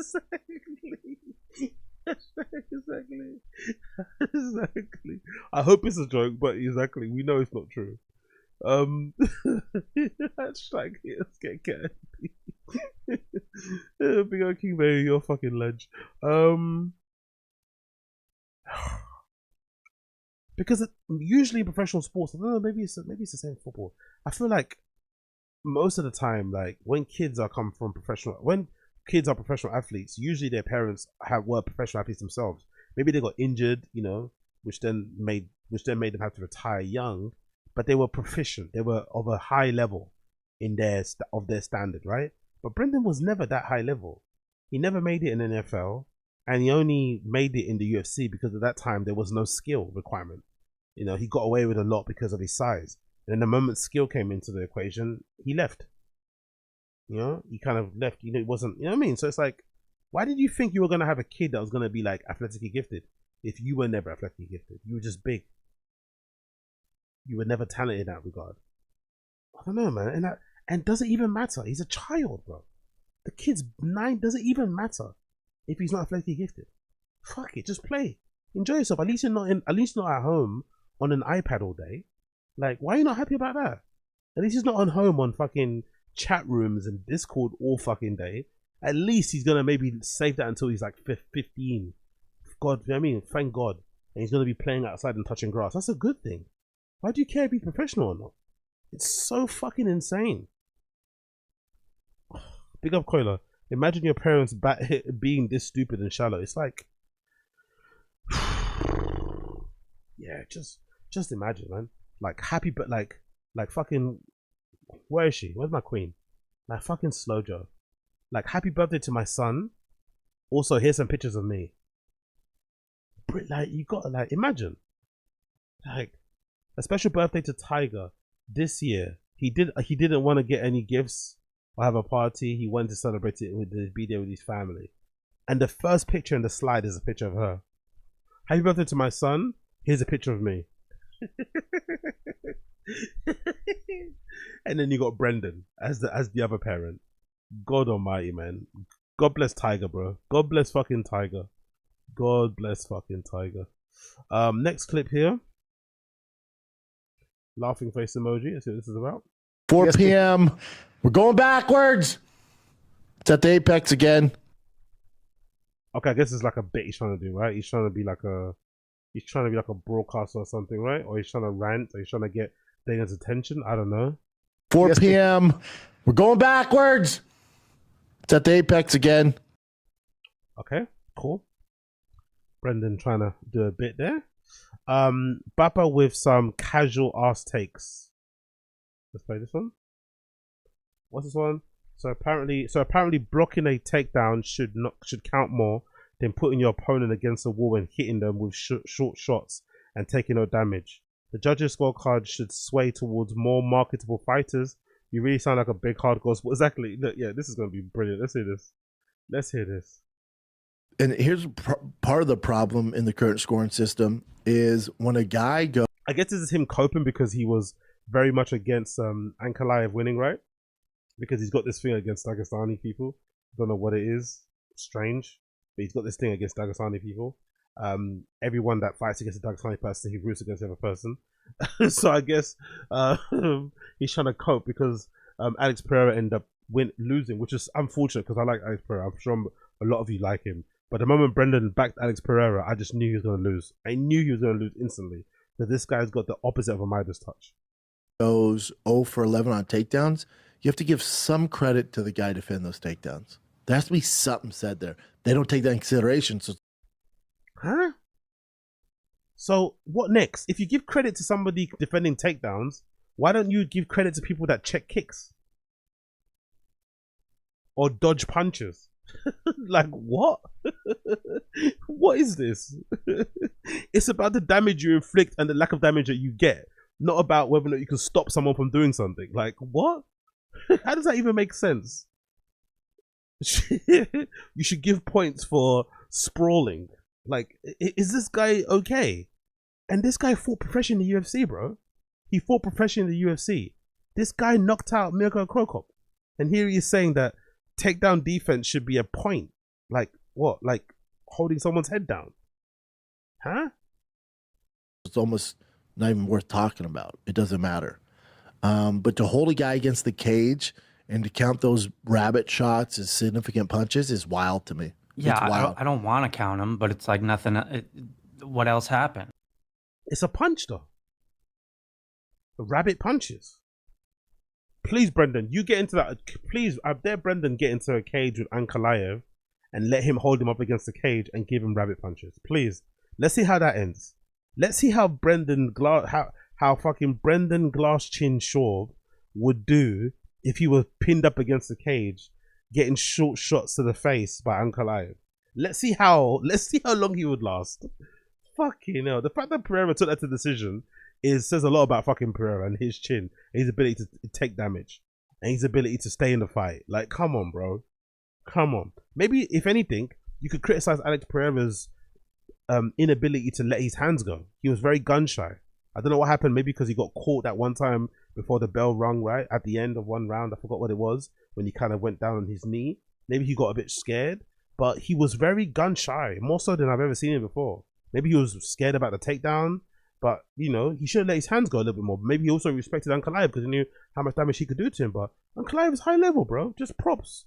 As Pereira is high level, sometimes you just meet somebody who's higher. It is what it is.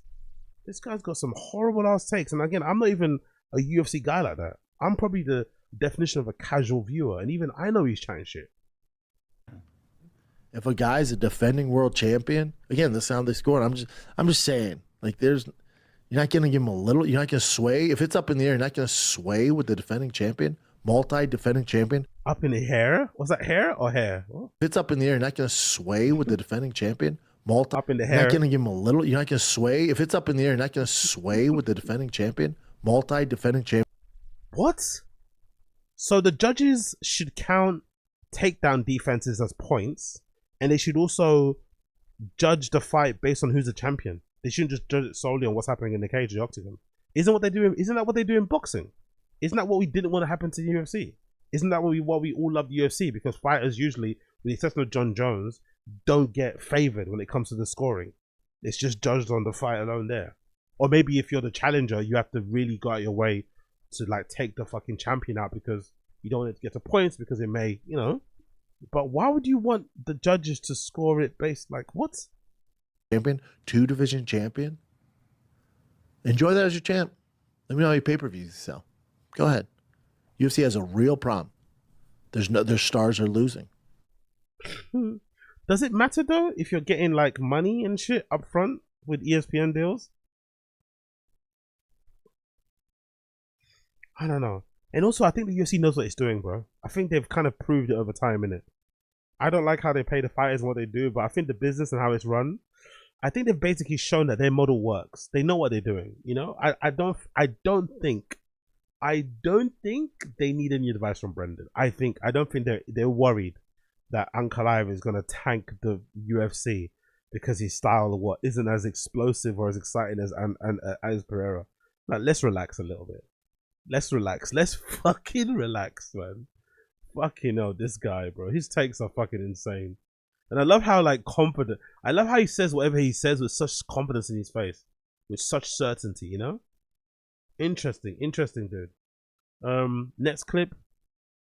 BAPA contradicted by his producer who apparently doesn't know the sport. The judges that had it 4-1, you should never work again. You don't know what the fuck you're watching. It's a problem with the sport. 4-1's insane. How you can't give Alex 1 in... Oh, is that true? Big up Brendan Mullery.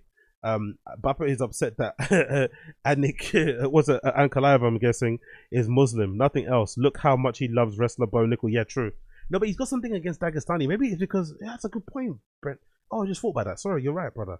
Yeah, maybe he's got something against Dagestani people because they're Muslim.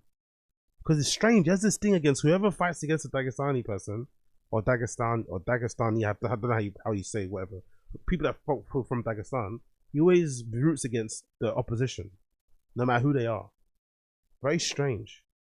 But I guess it's this LARPing he's doing, isn't it? Conservative. He thinks. I love how Brendan thinks being conservative just means you're casually racist. Like that's his version of being fucking conservative. That's his version of being a Republican. I'm just gonna say very thinly veiled racist statements or generalizations, right?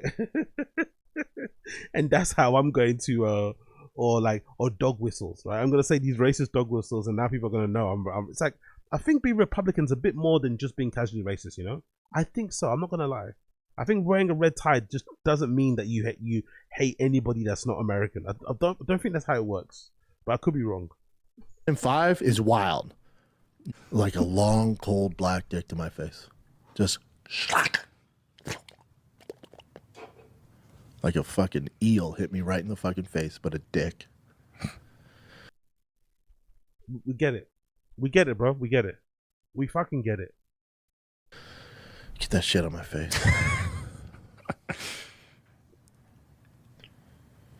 How'd you score it, Case? I had Ankalaev winning 5. I thought he won. I wasn't surprised when he won. It was just boring. It was a lot of clinch in the later rounds. That's Ankalaev though. That's his style. So what? A boring fighter won the fight. So fucking what? Like honestly, man. So fucking what? A quote unquote boring fighter. Styles makes fights. It is what it is. So fucking what? I don't get this guy, man. I really don't get this guy. Moving on. Apologies to your eyes, but Mark says that he has a recording he's going to drop in the summer after this Labour case. I hope he comes through on this. Wow. The case is still going. By the way, I remember mentioning it before about BGL, and I hope he gets his money and shit, because I've gone through the same thing of, not receiving your fucking wages when you get fucking unceremoniously fired from a job somewhere. And I did some very unforgivable things to get my money. Not forgivable. Fuck unforgivable. I did some forgivable things. I got what I need to get. Fuck that fucking guy. Hope he fucking gets run over by a car one day.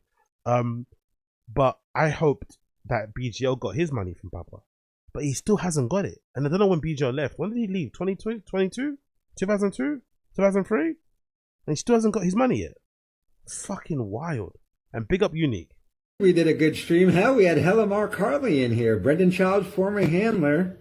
He was in here. Says he's got audio of Schaub calling Malik the N-word with the hard ER. So, and he's still got his fucking case coming up against him for the board thing, because Schaub, labor board thing, because Schaub owes him money. So he said after that he's gonna drop it. Excuse me? BGL's got footage of Brendan calling Malik the hard ER. Holy shit. Holy shit. Holy shit if that's true. Holy fucking shit if that's true. That is insane. Not that he didn't say it. If it's true that he's got the footage. Let me clarify. Am I surprised that Brendan would say something like that? No. Do I think BGL has footage of him saying it? Maybe he heard him say it, but because that's the thing, is because it wouldn't probably hit as much if BGL said, hey, I've heard Brendan say that, because it's just, we all probably know he would say that, but it's not going to hit us the same on the interwebs, right? But if that video drops and there's a clip of Brendan calling fucking Malik in a derogatory, it's not even like it, because I don't want it to be like Malik and fucking Brendan are having some rap battle or something, and and Brendan says the N-word by accident or something. No. I want the context to be exactly what BJ is alluding to.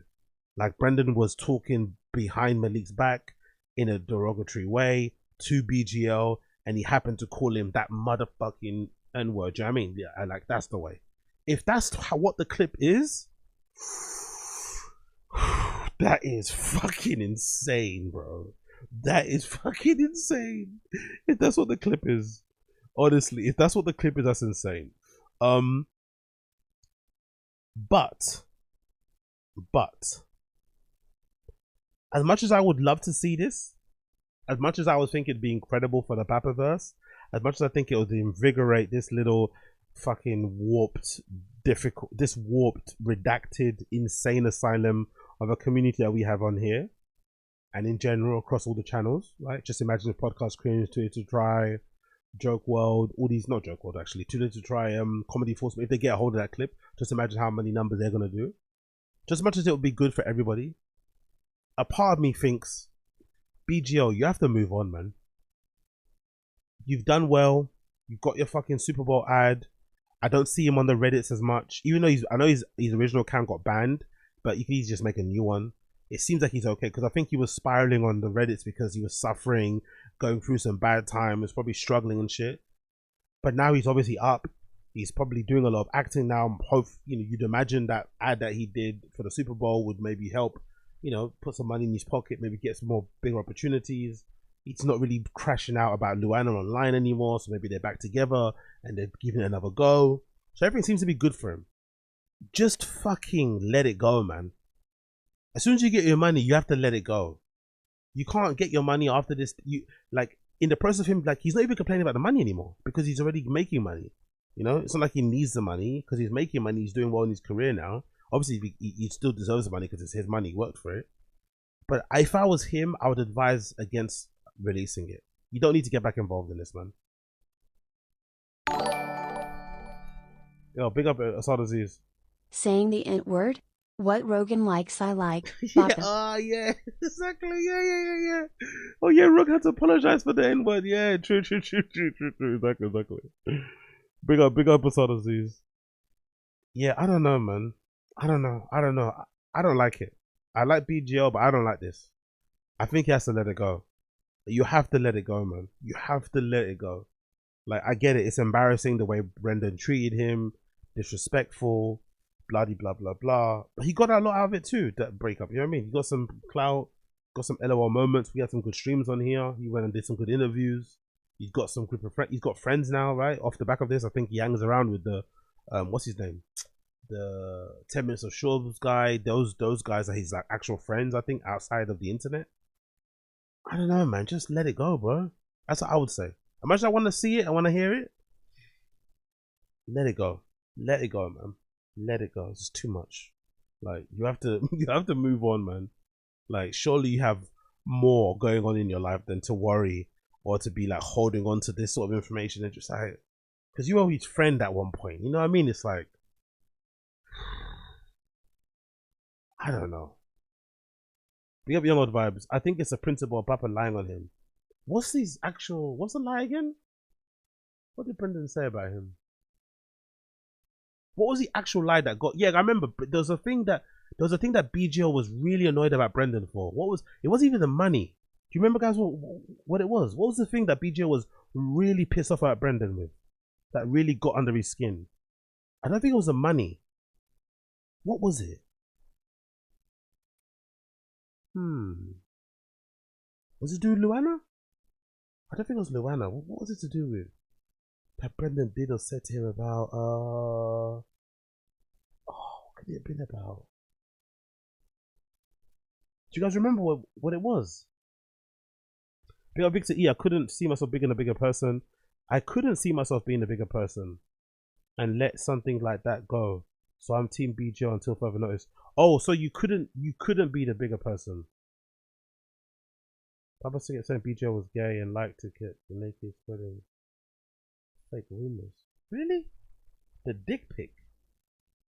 It says, I don't know. Really, the dick pic.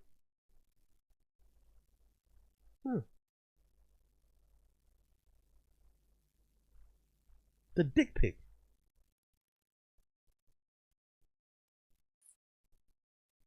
What dick pic?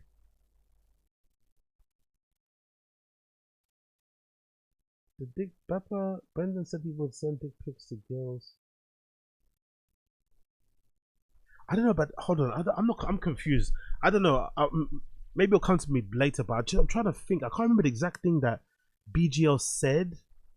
No, BGL said, but I don't remember what it was. It can't be the dick pic, because that dick pic thing. Do you mean the dick pic that leaked on the Reddit? Because we know that was Brendan, right? The one that I think he went to a gynecologist or something, and he got checked out. BGL's wife called him a wife beater and a driver. BGL claimed he was sending dick pics.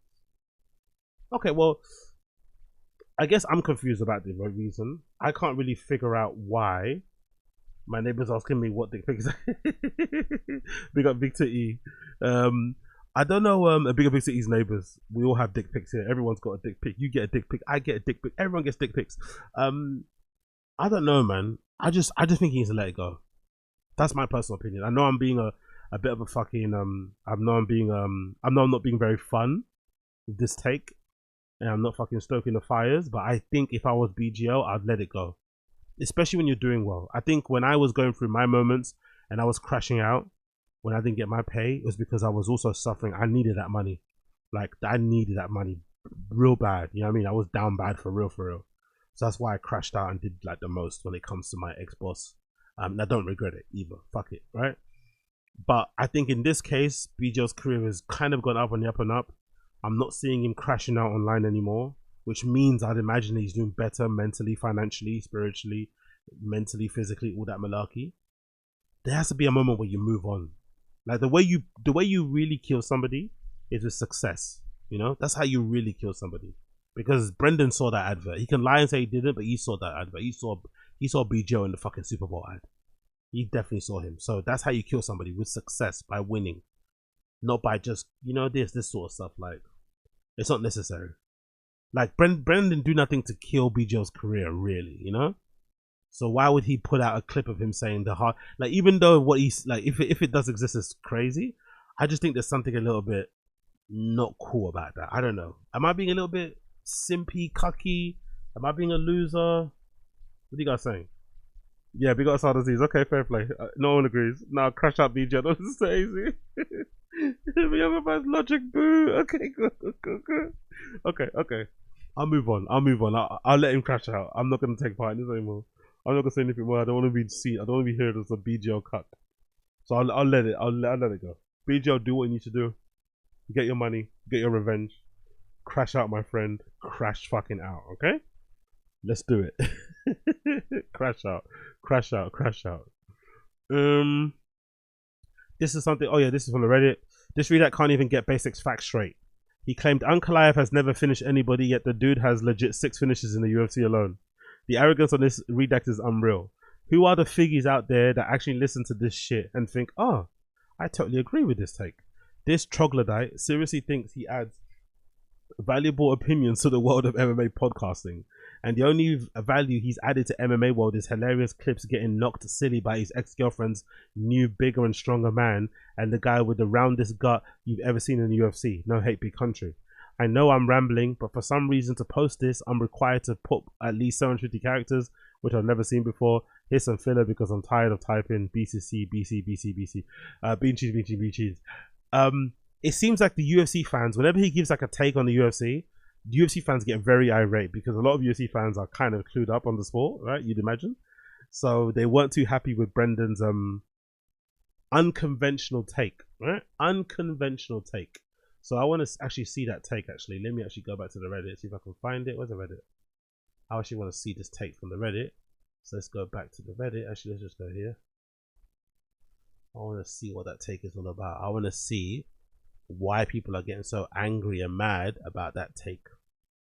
Big up everybody tuning in the stream chat. How many likes I'm on at the moment?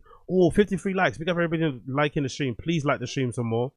Please like the stream some more. Get me to 100 likes. Help out the brother. Help me out. Where is it? Where's that fucking clip that he's talking about? There he goes. This reader can't even get basic facts straight. Let's play. This is the clip, right? Let's see what this clip is all about. This can't even get basic facts straight. Maybe 1 second as it loads. Big up everybody tuning in. Appreciate you. Make sure you like the stream down below.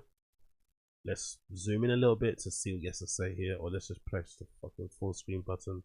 If you don't, there you go. Boom. if you don't have Alex winning this fight 1, 3, and 5, you ain't shit. You ain't shit Mondays. If you don't have Alex win the first, third, I'll debate with you. I get it, but I can debate a winning round for Alex. 1 and 5, if you don't have Alex winning 1 and 5, you don't know the fucking sport. So for Alex, like, you're that scared of getting taken down by this guy who's never finished anybody? Doesn't even do ground and pound? You don't have faith in your skill set that you can get back to your feet? You gotta sit down your fucking punches, man. How else are you gonna beat him? But again, still thought he won the fight. Even with that terrible game plan and having this terrible fear of getting taken down, it's a nightmare for the UFC that he won. A nightmare. Look at Dana's face. You can tell by his face. He's looking at Bruce Buffer and he just goes, fuck. It's a nightmare that Ankalaev's champ. If you don't have... So that was the opinion that everybody didn't like. Big up everybody in the stream chat. Big up Brendan Mallory. You should hear his takes on boxing. It's even worse than his MMA takes because he doesn't even watch the highlights. Just lies and change the subject real quick. This is the thing that I wish I was more... Maybe I should watch the UFC more. I'm not that clued up on boxing, so I can't really call him out because I don't really know boxing like that.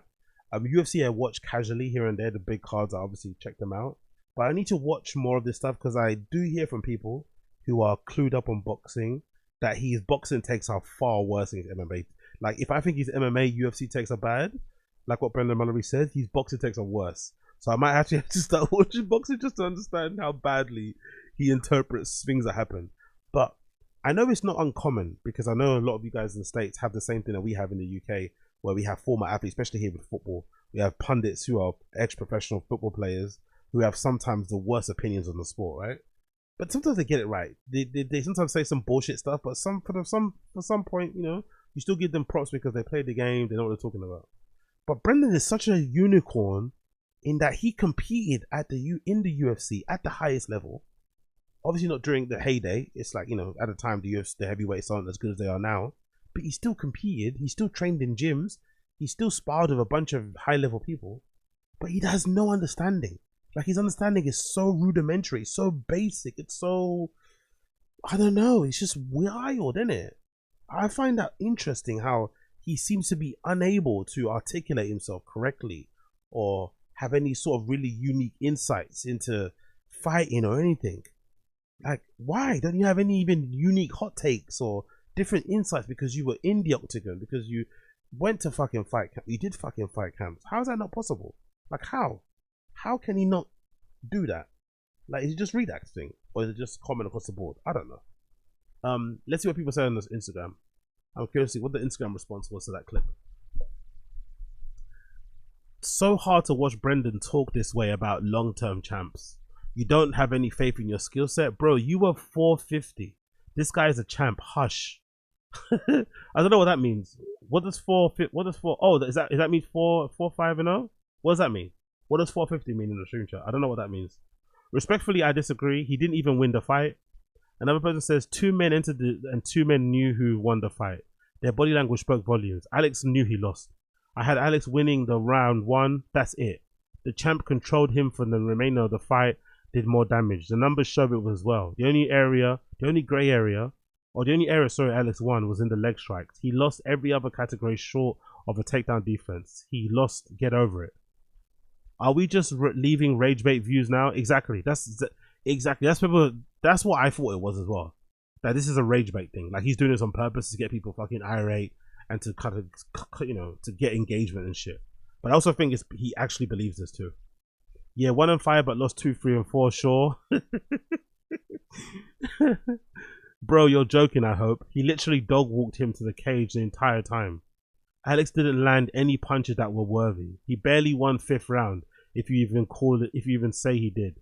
Pretend he won round 1 and 5. That's still 3 rounds he lost. Exactly.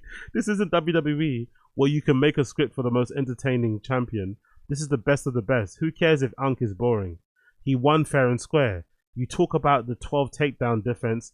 That's because Ank isn't even a wrestler, he's a striker. He won fair and square, get over it, and move on to the rematch. Bro, he didn't do anything but land low leg kicks, got dropped, took away more damage. Alex won 1 and 5. Wrong. I got Alex winning 1, 3, and 5, but he's too close, so I'm cool. I think you'd be surprised. 3 really was a toss-up. He watched it 3 times now. I watched it 3 times now. I had it 3-1. Who are you arguing with? Most people, including 2 judges, agree Alex won 1 and 5 and lost 2 and 4. Exactly. That's a good point, by the way. He does argue with imaginary people, innit? Like, he does this a lot. He loves arguing with imaginary people. So hard to watch Brendan talk this way. Big up KP. The stats proved he lost. Exactly. Big up Victor. Big up TJ. No other pundit is scared to show up to an event when they competed. Exactly. He was an athlete, meathead who is easily programmed but no ties to the sport. Exactly. Basically, all his takes are bad. NFL, NBA, MMA, boxing, any other combat sport. Exactly. Big up KP. Exactly. I had it 3-1. Yeah, so even the comments are ragging on him. No way he won that fight. Judges had it the right for a change. I had it 4-1 to new champ. PS, so did all the people I was watching it with. 49-46 for Big Unk easily. You guys are all just basis because you wanted Pereira to win. I guess you guys are, what do I think, yeah? Unk dominated the striking, almost KO'd Pereira. Pereira was the one on the back foot 20% of the time. 4-1 to Unk easy. Nobody wants Unk as champion, but he definitely won the fight. You're just talking shit if you genuinely think Alex won. Yeah, fucking yeah, he's getting absolutely pelted on here with this fucking take. Look at the decisions where Sander, don't put your money on Brendan's choice. Exactly. Oh, one person agrees with him. Game breed football. Game breed, obviously. That's not game breed footballer. Game breed footballer. Of course, fucking what's his name? I forgot his fucking name. Jorge Masvidal. He fucking agrees with Brendan, of course. What else? Takedown defense should factor. Yeah. So Brendan's hot take, obviously, very, very mild. Let's continue. Let's go through the Instagram. Actually, what did he post on Instagram? Any new updates on Instagram? We got that post. Posting his kids. What did he post on his Instagram stories? Let's see. Anything new? Something about Athletic Greens, almost. Oh, so Athletic HC, I guess. Cool. Congratulations to him. Pictures of his kid playing baseball, I'm assuming. People listen to him in their car, you know. Like that style of content. You listen to this guy chat shit in your car. God damn it, bro. Fair play. I guess if you like the guy, fair play. What's Callan doing? Anything new in his stuff? Of course, he's shouting and screaming in his fucking car again. One thing Brian's gonna do is go on some rant about the fucking media and whatever else. Hunter Biden news. Okay, let's see what he has to say there. Bear with me a second as I get this to download. Be up reading the stream chat that's tuning in. Please like the stream down below. Help a brother out. Like the stream down below. Don't be lame. Like the stream down below. Help a brother out. Help a brother out. Like the stream down below. Let me get to 100 likes if you can. Help a brother down below if you got there. We're at 60. Let's get to 100 if you can. If you haven't liked the stream, what you doing, man? Like the stream. Help me out. Help me out. Help me out, bro. Cool. Let's go to Brian Callen. Let's see what he's talking about on here.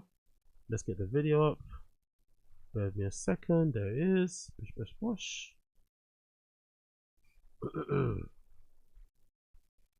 Big up everybody in the stream chat. Appreciate you. Cool. Let's get the fucking video. Where's the video? There it is. What are you saying here? Guys, this just in. Apparently, Hunter Biden is broke. Apparently, he's only been able to sell one painting in the past 24 months. And I just want to say that I've seen his heart. Not bad. Maybe great. Okay.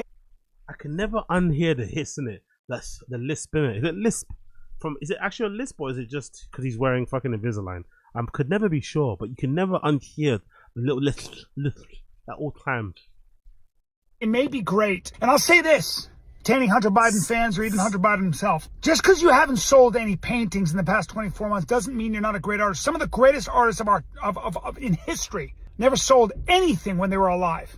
A lot of times you gotta die for your art to be discovered and for it to be worth something. Vincent van Gogh, I think, sold one painting his whole life, and I think his brother bought it. Andrew Wyeth didn't sell anything. Somebody found his paintings in an attic. The list goes on. I don't have time to list all of them. So if you are in the art business, I'd jump on this now because you can probably get a bargain. And for anybody saying that his artistic success was tied to his father's political success, I mean, listen, I don't know, but I'll tell you this much. Hunter Biden, whatever you think of him, he's a lot better a painter than the dude who taped a banana to the wall and sold it for like $6 million. All right? So say what you will about Hunter Biden. He's better than Banana Guy. I don't even understand what the rant is about. I don't get the point. It's not funny. The over-enunciation, the shouting, like, old man, get back to your family, go look after your children, tuck them in at bed, tuck them into their beds, read them fucking, bedtime stories. I don't know. There should be something else you're doing with your time. Build a fucking shed or something. God, this man is brutally unfunny, man. Crazy. Let's see what he's doing on his Instagram stories. Okay, posting his friend. Cool. What's Chin doing on his one? Let's see what Chin's up to. Is it Chin? Yeah, who's his profile? Is it Chin's? I think it's Chin's. Oh yeah, Chin's there. What's he up to? Any new updates from Chin? Let's see. What's Chin been up to? Any new updates from him? Nope, new updates from Chin.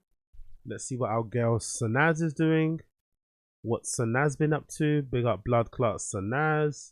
Nothing new on her feed. Let's check out her stories. What's she been up to? Big up the big S. Oh, okay, she's in the studio hanging out with BAPA, I guess. What's some other guy? That's not Brendan. Cool. And what's the other fucking story? You ready, Austin? Also, she is going to Austin, but she's not going to hang out with the boys. She's going to see her band, or she's hyping up one of her friends. What's this? The Under Oath Therapy. A Night to Forget. Cool. Okay, big up Sanaz. Shouting out her friends. Let's see what Slow Joe is up to. Anything new? Picture of the kids. Is that a new one? Nope. So I don't think we've seen that already. Or have we? Have we seen that already? What's happening on the story here? Any new pictures of the steering wheel? I love the time change. Super grateful that I'm losing an hour of sleep so I can get up and farm tomorrow morning. You're farming. You're a farmer now. Slow Joe is a farmer. Okay. Let's see. Maybe they bought a farm. Me after doing everything by myself instead of asking for help, which is not true, by the way, because we know she's got a nanny that works 5 days a week in the house and shit. So that's crazy. But hey, picture of the kids, picture of the dog. Okay, cool. That's about it. I think what's the time now? Oh, it's about 3. Cool. How long have I done already? 2 hours. You know what? I think that's it. I don't think there's anything more Have I missed anything? I don't think I've missed anything, I think I've covered most of it because TFATK is coming out tomorrow, so we'll do the watch along for that tomorrow. If you guys are around, we'll do the TFATK watch along. But I think I might have done everything, I think for once, I might have did everything. I'm not gonna lie. I think man did everything out here, everything. Let me check out the Fighting the Kids sub quickly. Maybe I missed something. I don't think I did though. Bish bash bosh. Big up everybody tuning in. Big up everybody tuning in. Please make sure you smash the like button, subscribe to the channel. Let me double check things. Yeah, forgive me for the lateness. Big up Joe from MIA. Big up Coiler. She's making a redacted joke about daylight saving time. She thinks it's only applies so far. Oh, okay. Okay, yeah, okay. Sorry, it went over my head. So she was being funny. It went over my head. That was a big whoosh moment. Big up Coiler for the clarification there. Thank you, my friend. Yeah, okay. Big whoosh moment there. I completely fucking wasn't understanding what's going on there. Yeah, I think I've done it. I think I've done everything, innit? I think I've covered most of the things. I think I've covered most of it. But big up everybody that is here. I appreciate you. Please make sure you like the stream. Please make sure you like the stream. If you can. Yeah, big up Gwen. It was a terrible joke. She suspended. Okay, cool. Yeah, it was a bit strange. Yeah, big up Brendan in the chat. Appreciate you, brother. Appreciate you. But yeah, I think that's it for now. I think that's it. I think that might be it for now. I'm gonna come back again tomorrow. We'll do TFATK. Watch along to tomorrow, okay? TFATK watch along tomorrow. TFATK watch along tomorrow, okay? And that's about it, man. That might be about it for now, bro. I might have to love you and leave you, motherfuckers. Oh, what, you want a song of the day? Oh, this is my song of the day. I've listened to this actually. This is my song of the day. Conductor. UK producer. He does like garagey type of stuff, but he's actually signed. No, he's not garagey. Conductor's the same guy that did the Drake stuff, isn't it? No, that is Conductor together. Isn't Conductor the guy with the gap tooth, the gap in his teeth, right?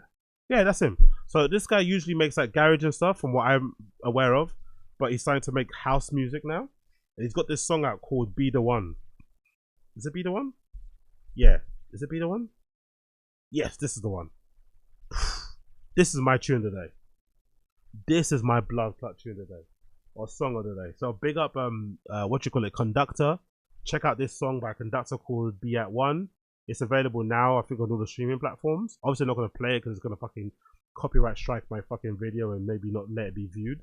So I'm not gonna play it. But I guarantee you, it's a fucking bop. "Be the One" by Conductor. That's my song of the day. Please check it out. It's fucking brilliant. Really fucking good. Really fucking good. Really fucking good. So big up Blood Clot Conductor. Be the one, or be at one. Be the one. Be the one. Be the one. Anyway, check out.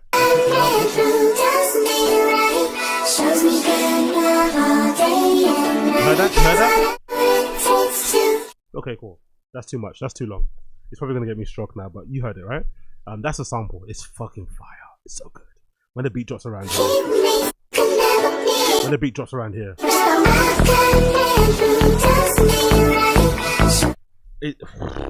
Too good. Too good. Please check it out. Too fucking good. It's fucking hard. So yeah, big up Conductor. Big up Blood Clot Conductor. Thank you for everyone checking you out for checking me out. Appreciate you. Once again, happy birthday to fucking Coiler in the stream chat. Hope you had a fucking blast, my friend. And big up everybody else for tuning in. Appreciate all of you. Like the stream, subscribe to the fucking channel if you can. Join the Discord, link should be in the description down below. Got a good little community of people there.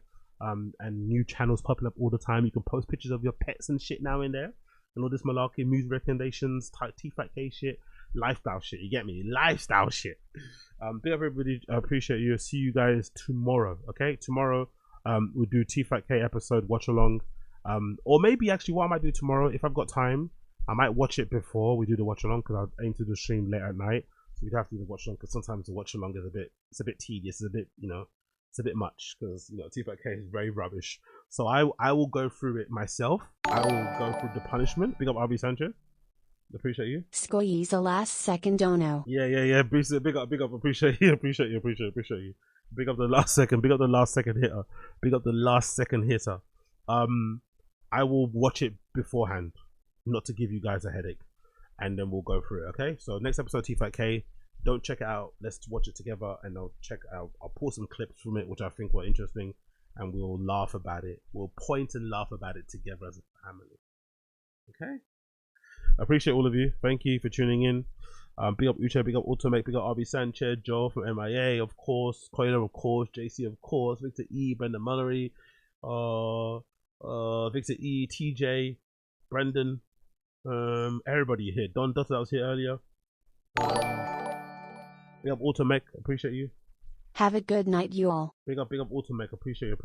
You're a G. Big up Automech. Big up Blood Clot Automech. Big up Don Dutta too. I missed this comment. Big up Don Dutta too. With Mauricio Catalan, banana guy. He can paint it. It's just his memorable pop art gets more attention. Okay, Mauricio Catalan. That's the guy that did the banana thing, right? At the Freeze Art Fair. That duct taped the banana on the wall. To be fair, I thought that was almost akin to who's the guy that did the fucking toilet back in the day?